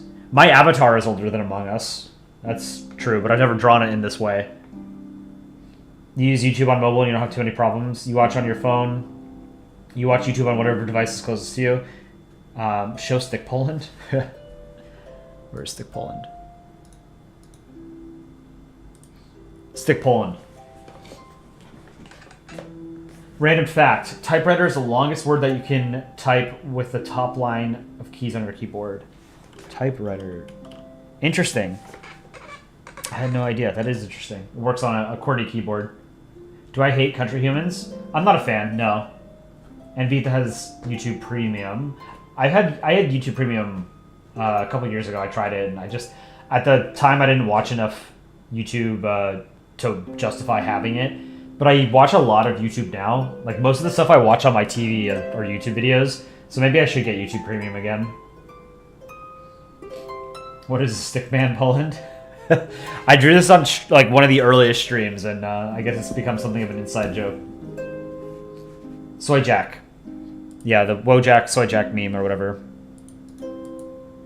Falco was responsible for making that as well. So I wanted to here take this color and then fill this in. Do a different sort of reflection.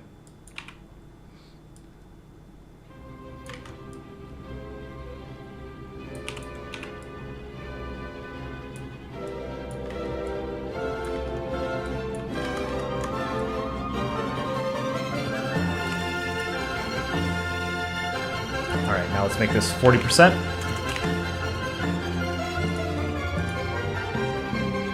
And I think this is nearly done.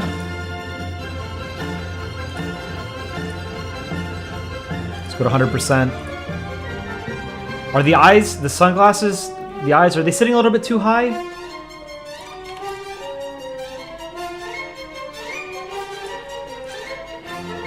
No, it doesn't look like it. I think this is okay. Oh, I'm missing the outline on the suit over here.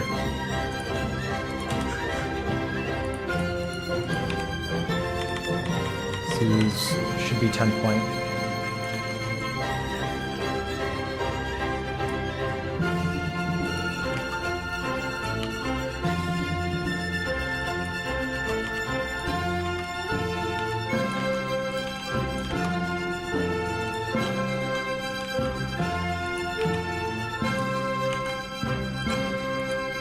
song.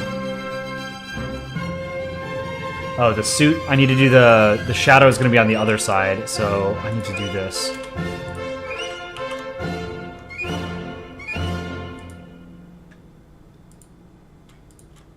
This is looking good, though.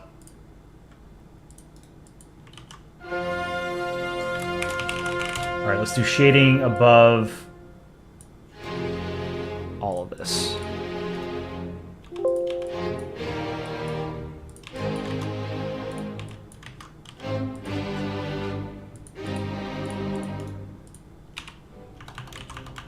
Random fact, the loudest sound in Earth history are the Krakatoa explosion. Is the Krakatoa explosion?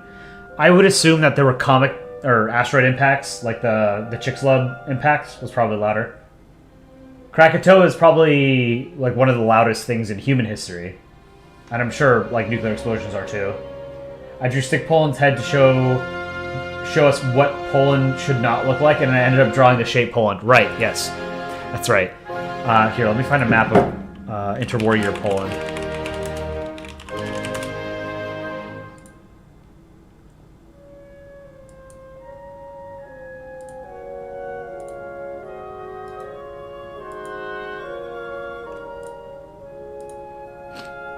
Second Polish Republic.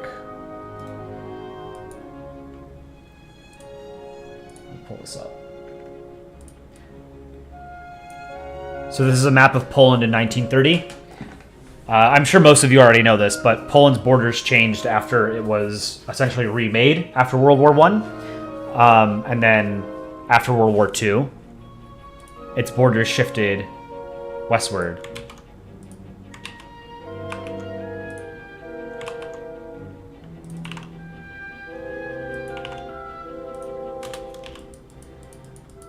Where'd it go?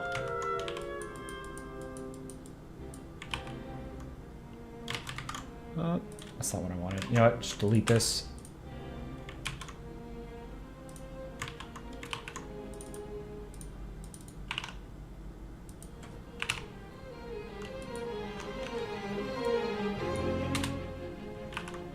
Again, bring it down.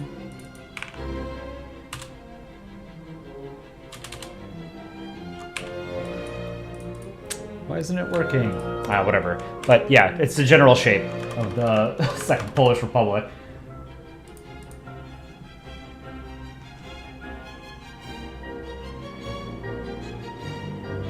Oh, the entire country of Sweden has joined the chat. Welcome, Sweden. Poland got attacked by Nazi Germany and USSR in 1939 or 1940. Correct. Poland was invaded first by Nazi Germany on, what was it, September 1st, 1939? And then 3 weeks later by the Soviet Union.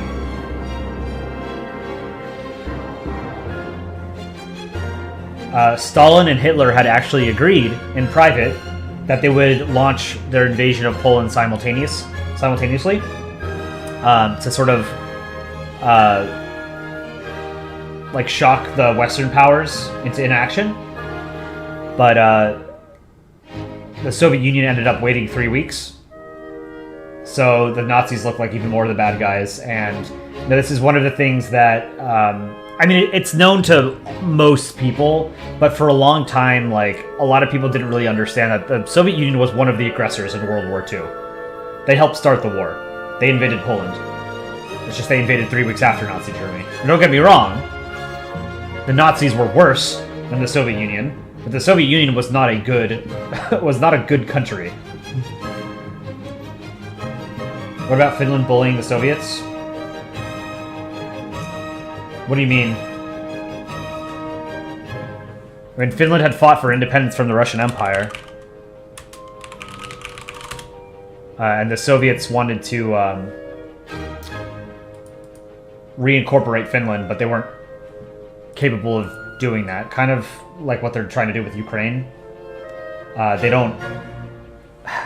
The sort of Russo-centric view of like Eastern Europe has been that like a lot of these lands and people are not legitimate, which is wrong, but that's how a lot of Russians sort of see the world. Oh, you think he's talking about the Continuation War? Yeah, I mean, that whole part, like the Winter War and the Continuation War, it's a tricky part of history. The Finns were basically playing both sides, so they always came out on top, you know? You can't really blame them because they were surrounded, sandwiched between two very powerful neighbors that both, were primarily concerned with defeating the other major power. The Finns had to do whatever they could to try and survive as an independent state. And it worked in the long run, right?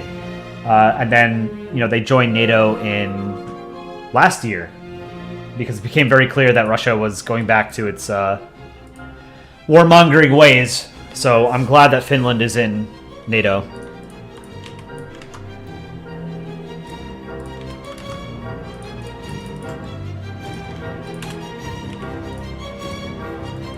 Yeah, it's also... I'm curious what you guys think, but a lot of historians make the case that World War II should, the start date should be considered to be 1937, when the second Sino-Japanese War started. I think that's fair. In the Western world, it's taught that the war started in 1939. I assume, like in Asia, it's taught that the war started in 1937 when... That's why we don't talk about country humans here. We talk about country humans, just we're not a country human channel. We're a Polandball. We are the Polandball channel. If interwar Poland was the second Polish Republic, what was the first Polish Republic? Let's Google it. Oh, I guess it's applied retroactively to the Polish-Lithuanian Commonwealth, which was the version of Poland that was partitioned by Russia, Prussia, and Austria-Hungary in 1795.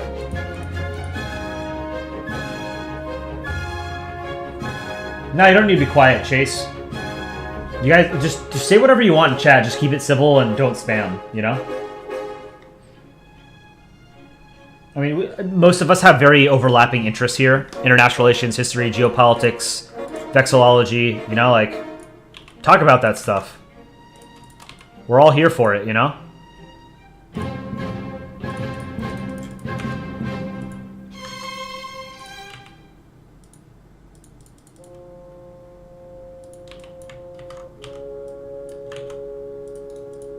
I think this is looking good. So shading on the suit.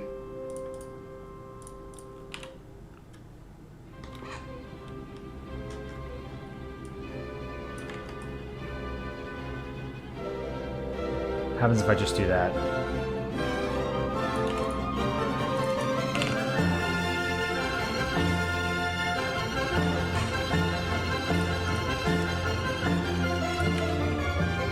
I'm not sure I like that.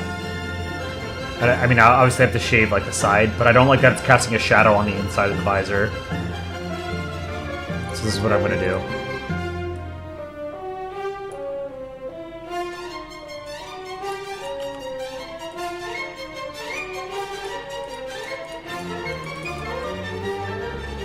Just going to erase this whole part on the inside of the visor. This music is great tonight. I'm a big fan.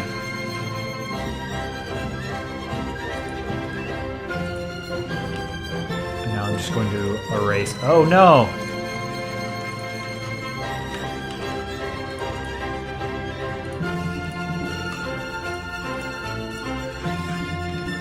There we go.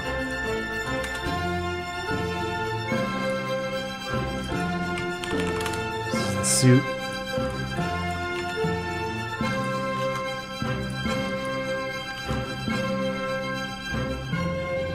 That looks good.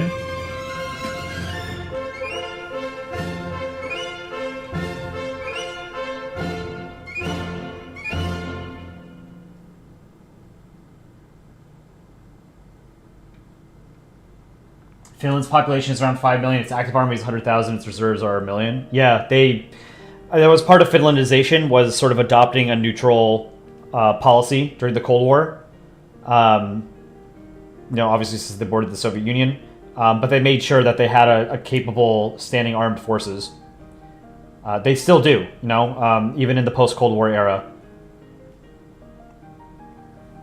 Finland is slightly insane when it comes to military. Yeah, I mean, they have to be.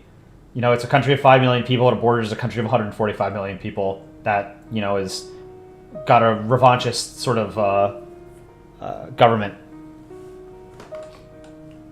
Bro Googled it. Oh, I Googled the... I already knew about the partition of Poland and what countries were involved. I just didn't know what the First Republic of Poland was actually referred to. I mean, you know, I think most people who are familiar with modern European history know what the Polish-Lithuanian Commonwealth was.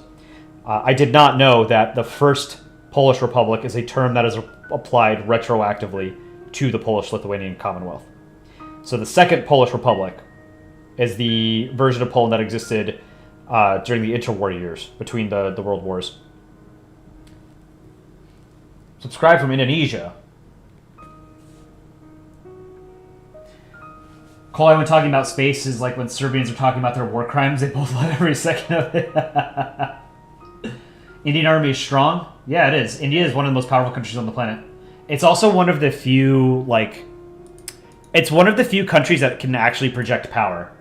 You know? The Indian Navy is pretty capable. It's involved in a lot of the anti-piracy operations off the coast of Somalia and the Red Sea.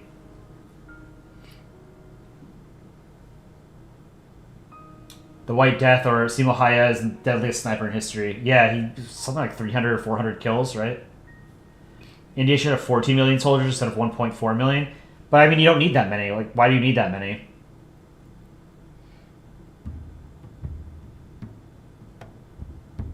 You know, that would cost a lot of money to have a standing army 10 times larger than it currently is. You just woke up and saw this live stream? Yeah, I'm streaming late tonight. Most countries use 1% of population in the military. I don't think that's true. It really depends. And the actual size of, like, the number of personnel you have in your armed forces isn't necessarily the most important metric, right? Like, you can have much smaller armed forces but that have outsized power because of, you know, the benefits of their geography, their economic size, their technologic capacity, right? You know, like, Nigeria could have 5 times as many soldiers than its army that it has now, but it still wouldn't be, you know, a great power because it doesn't really have the economic strength and industrial base to sustain a powerful armed forces. You know, similarly, like, India and China in, like, the Cold War and the post-Cold War era sort of got by on size. You know, they were the two most populous countries, so they were always sort of like, they were comparable to other states that were much smaller than them, just by virtue of size. That's changed a lot in the past 30 years, particularly for China, where China is basically a superpower in its own right now. India is still very much like a rising power, but it is a great power. But it's got a long way to go before it's sort of in the same weight class as like China or the United States.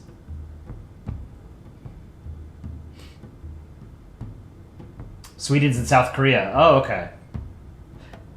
That sentence alone, taking out of context, wouldn't make any sense. What do I think of Iceland? I don't know much about Iceland. I'd like to visit it. I know it doesn't have a standing armed forces, but they are at NATO. They have a very strategic location. And their volcanoes keep going off and ruining air travel in Europe. When will World War III start? Hopefully never.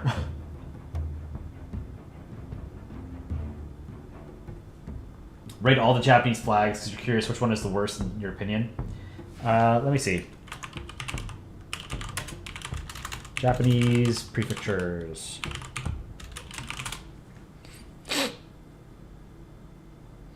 There are a lot of them.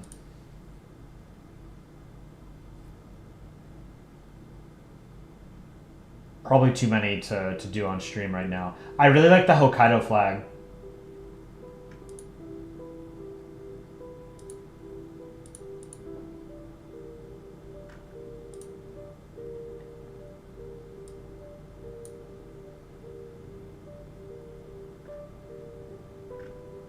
Trying to find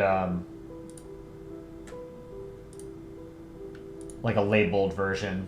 Here we go. All Japanese prefecture flags. All right, so these are super cool. These are all great flag designs. Just looking at them now, they're all good. There are no bad flags here. My favorite, I'm just eyeballing it right now. I think, here, I'll use gold and I'll circle, I think, my favorite ones.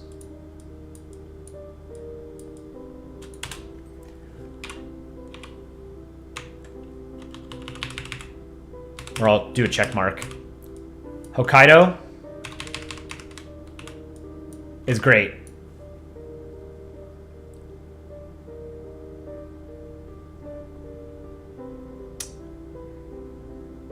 I like Miyagi. That's good too. Nagata, awesome. I like Okinawa's. The only problem I have is that it looks a lot like... It reminds me of Target, like the company, the Target logo. So it feels a little corporate, but otherwise I like it. Saga, this is great. Saitama, great, although they look like little sperm cells. Tokyo is great. Shimane is great. Yamagata. Actually, no, I don't think that it looks kind of corporate. It's like AAA. Ibaraki. This is good. Really like it. Those are probably my favorite flags here. Fukuoka. That's good. The Fukui. I don't know how to pronounce this, but this looks like the Toyota logo, kind of. So it feels a little corporate. Kyoto is great. Hiroshima is great. Gunma.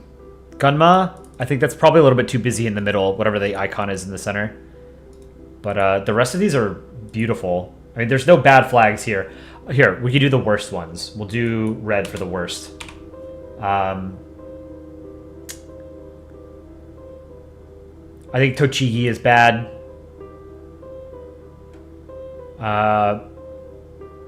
Kanagawa, I think, is bad. Actually, they shouldn't be. They should be X's, right? Kanagawa. Akita, I don't like. It looks like the Nike symbol. Chiba, I don't like. I think the yellow and the white clash too much, like the yellow outline. Gifu, I don't like. That feels like a... It looks like the logo for a ramen shop, you know? Nagasaki, I don't like. I think it's too simple. Kunamoto, I don't really like. It just looks like a D.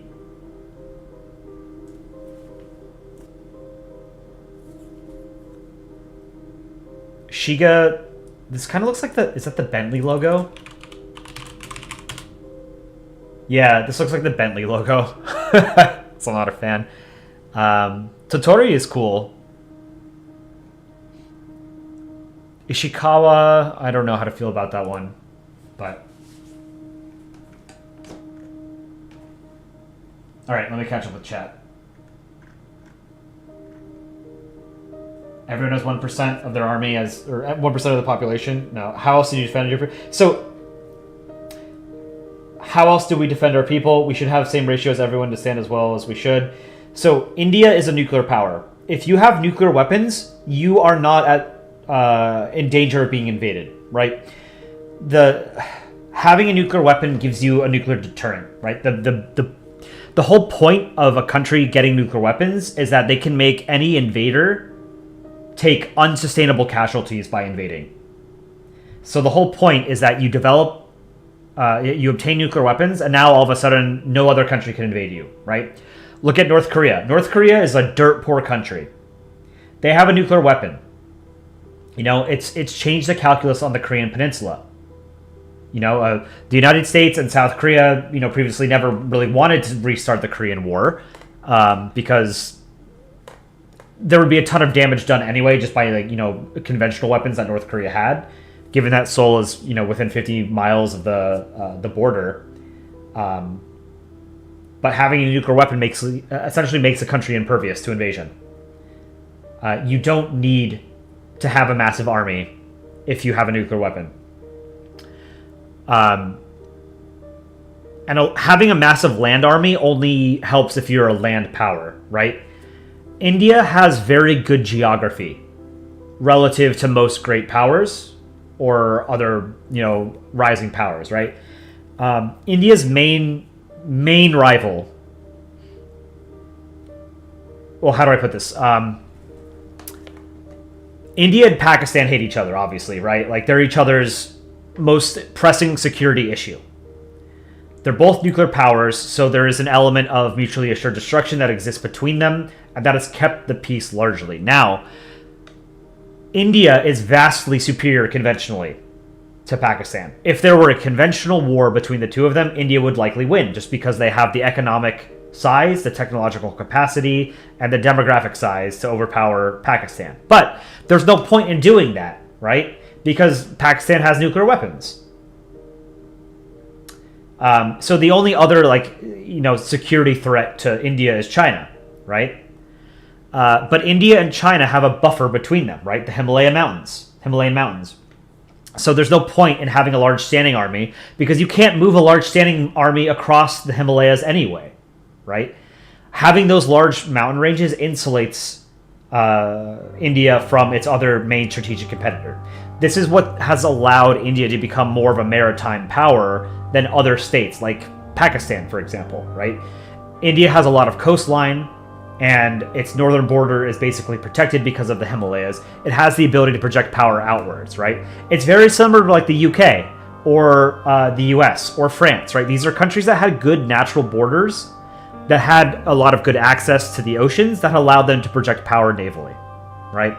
So India doesn't need a large standing army to deal with its main security threats, but it has a large standing army by virtue of it having a large population.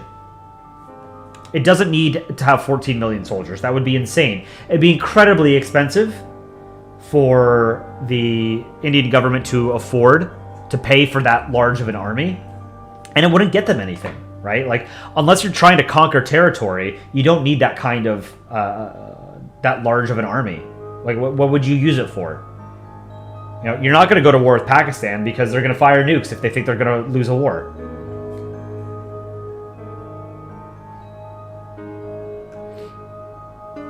I'm probably reading chat 5 minutes before. Yeah.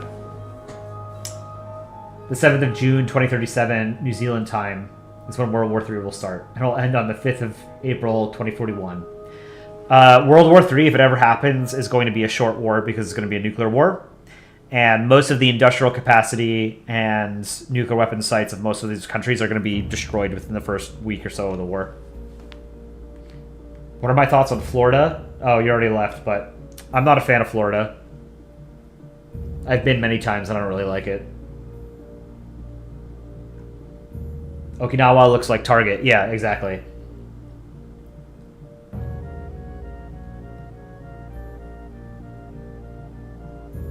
Fukui looks like a car manufacturer. Yeah, it looked like Toyota, right?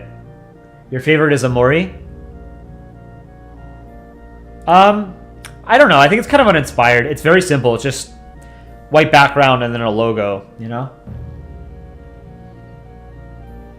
Truth or dare? Truth. I'll come back to that while I finish this this panel. I think this panel is done. One thing, I'm gonna move the actually the sunglasses.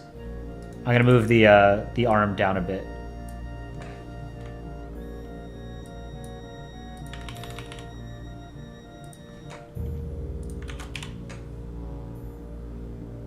Was I using 10-point font? I was, okay. Not font, but...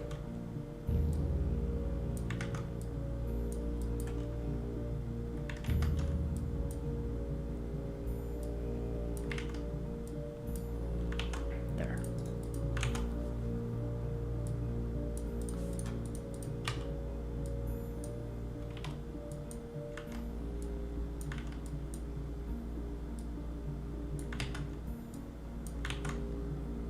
I think this is good. I think this panel is done. Alright, I'm going to save this.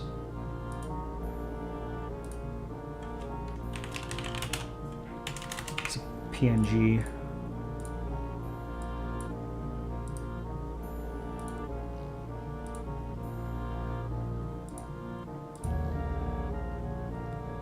thought I noticed something else here that shouldn't have been here.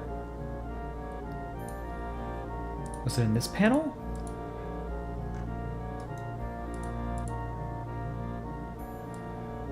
I was passing through these various panels, and a couple, maybe like 20, 30 minutes ago, I noticed something that was off with one of them. I'm trying to figure it out.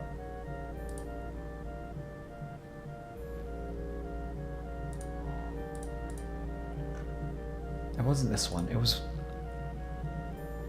Oh, here. The outline on the spacesuit.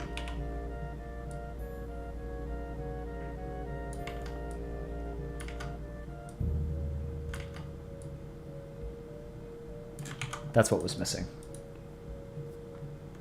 Now I need to save this again.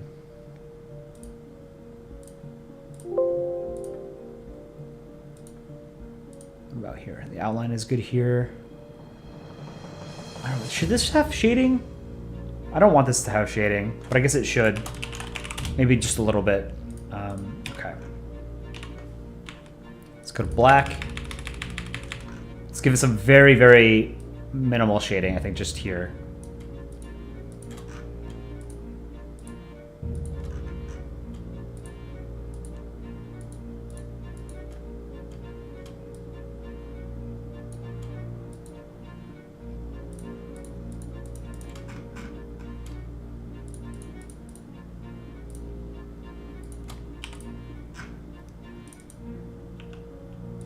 %.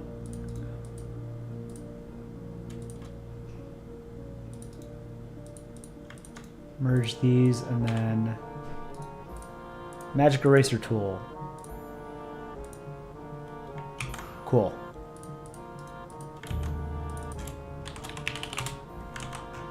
Save this again.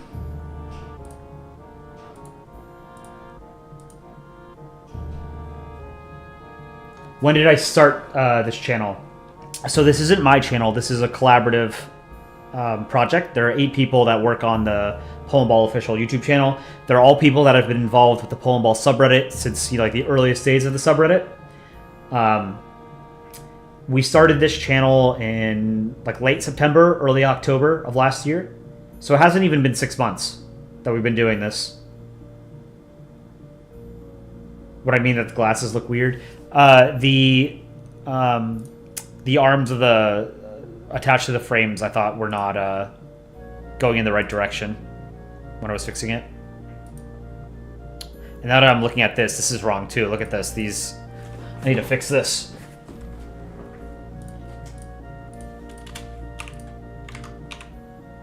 This arm is too high.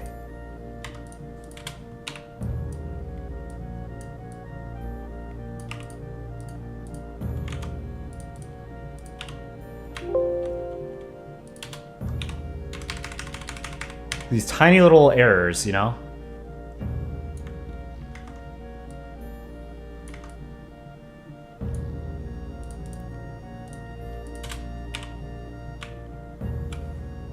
Clean them up. This will be a fun VOD to rewatch. I rewatched most of the VODs. Just to see, like, you know, what I could be doing better. I want to hear myself rant about space. To see what it's like from other people's perspective, because I do it all the goddamn time. Whenever I'm talking to people and like the topic of space comes up, I just start ranting. And it's probably not the best thing to do, but oh well. Alright, so same thing here. I'm going to fix this arm of the sunglasses.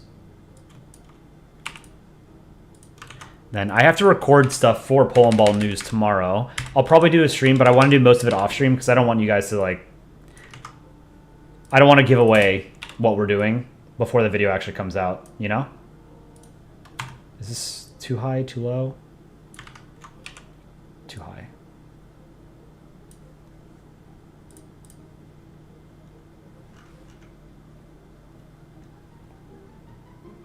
Let's try this.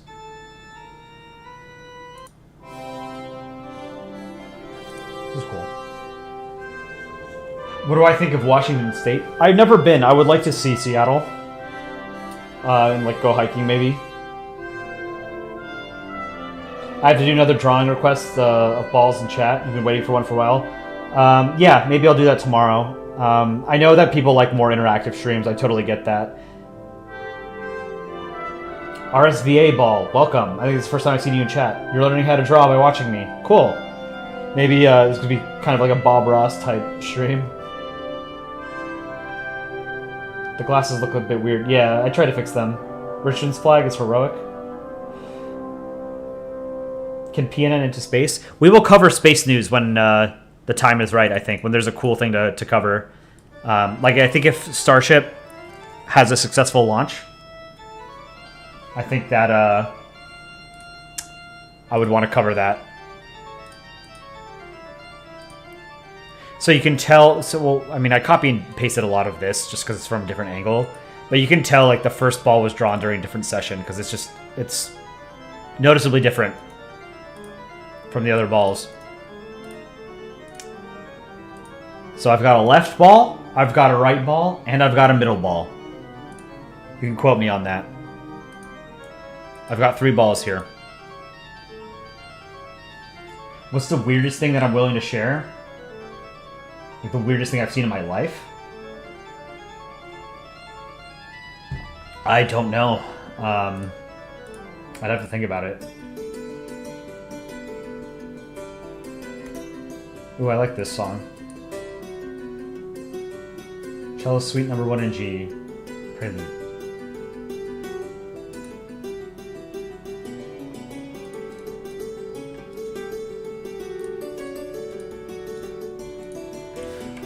Alright, I think I'm done here. I want to make a weather panel.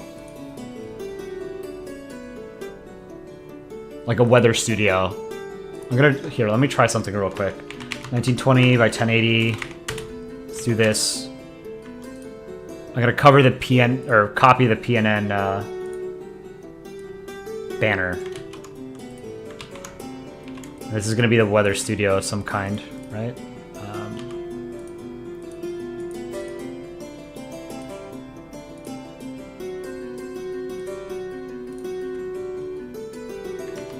You know, I'm gonna have to get this from Dick Rhino. He made the studio. I'll just ask him for this, and I'll do it another day. So I'll save this as weather studio. But what I want to roughly do is,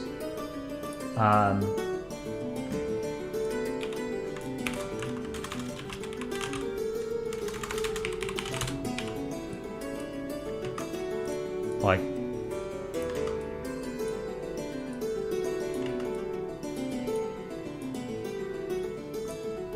clouds,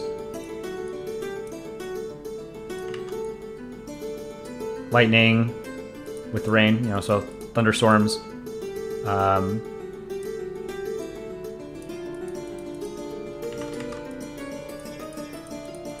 These are some really shitty raindrops. Rain, and then we can do something like this. Sun poking out. And of course the sun would be Sunball. A planet ball version of the sun. And then we do sun. Something like this, you know? And then do like 20 degrees, 18 degrees, 18 degrees, 22 degrees, 23 degrees, and then put a character in front of it. Let me pull up some of the other assets I made. If you guys don't remember, these are here. This is the breaking news card I made, which I think is cool.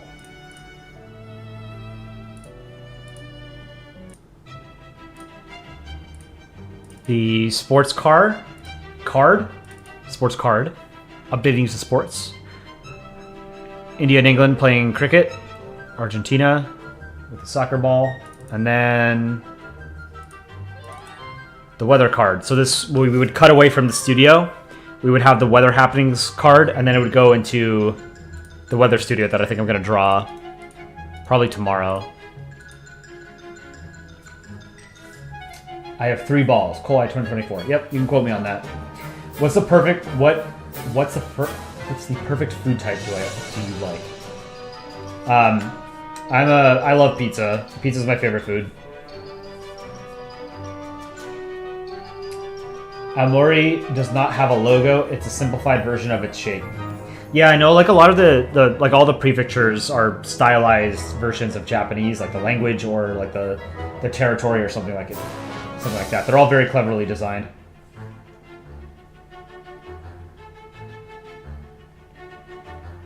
All right, I think I'm gonna end the stream there for tonight.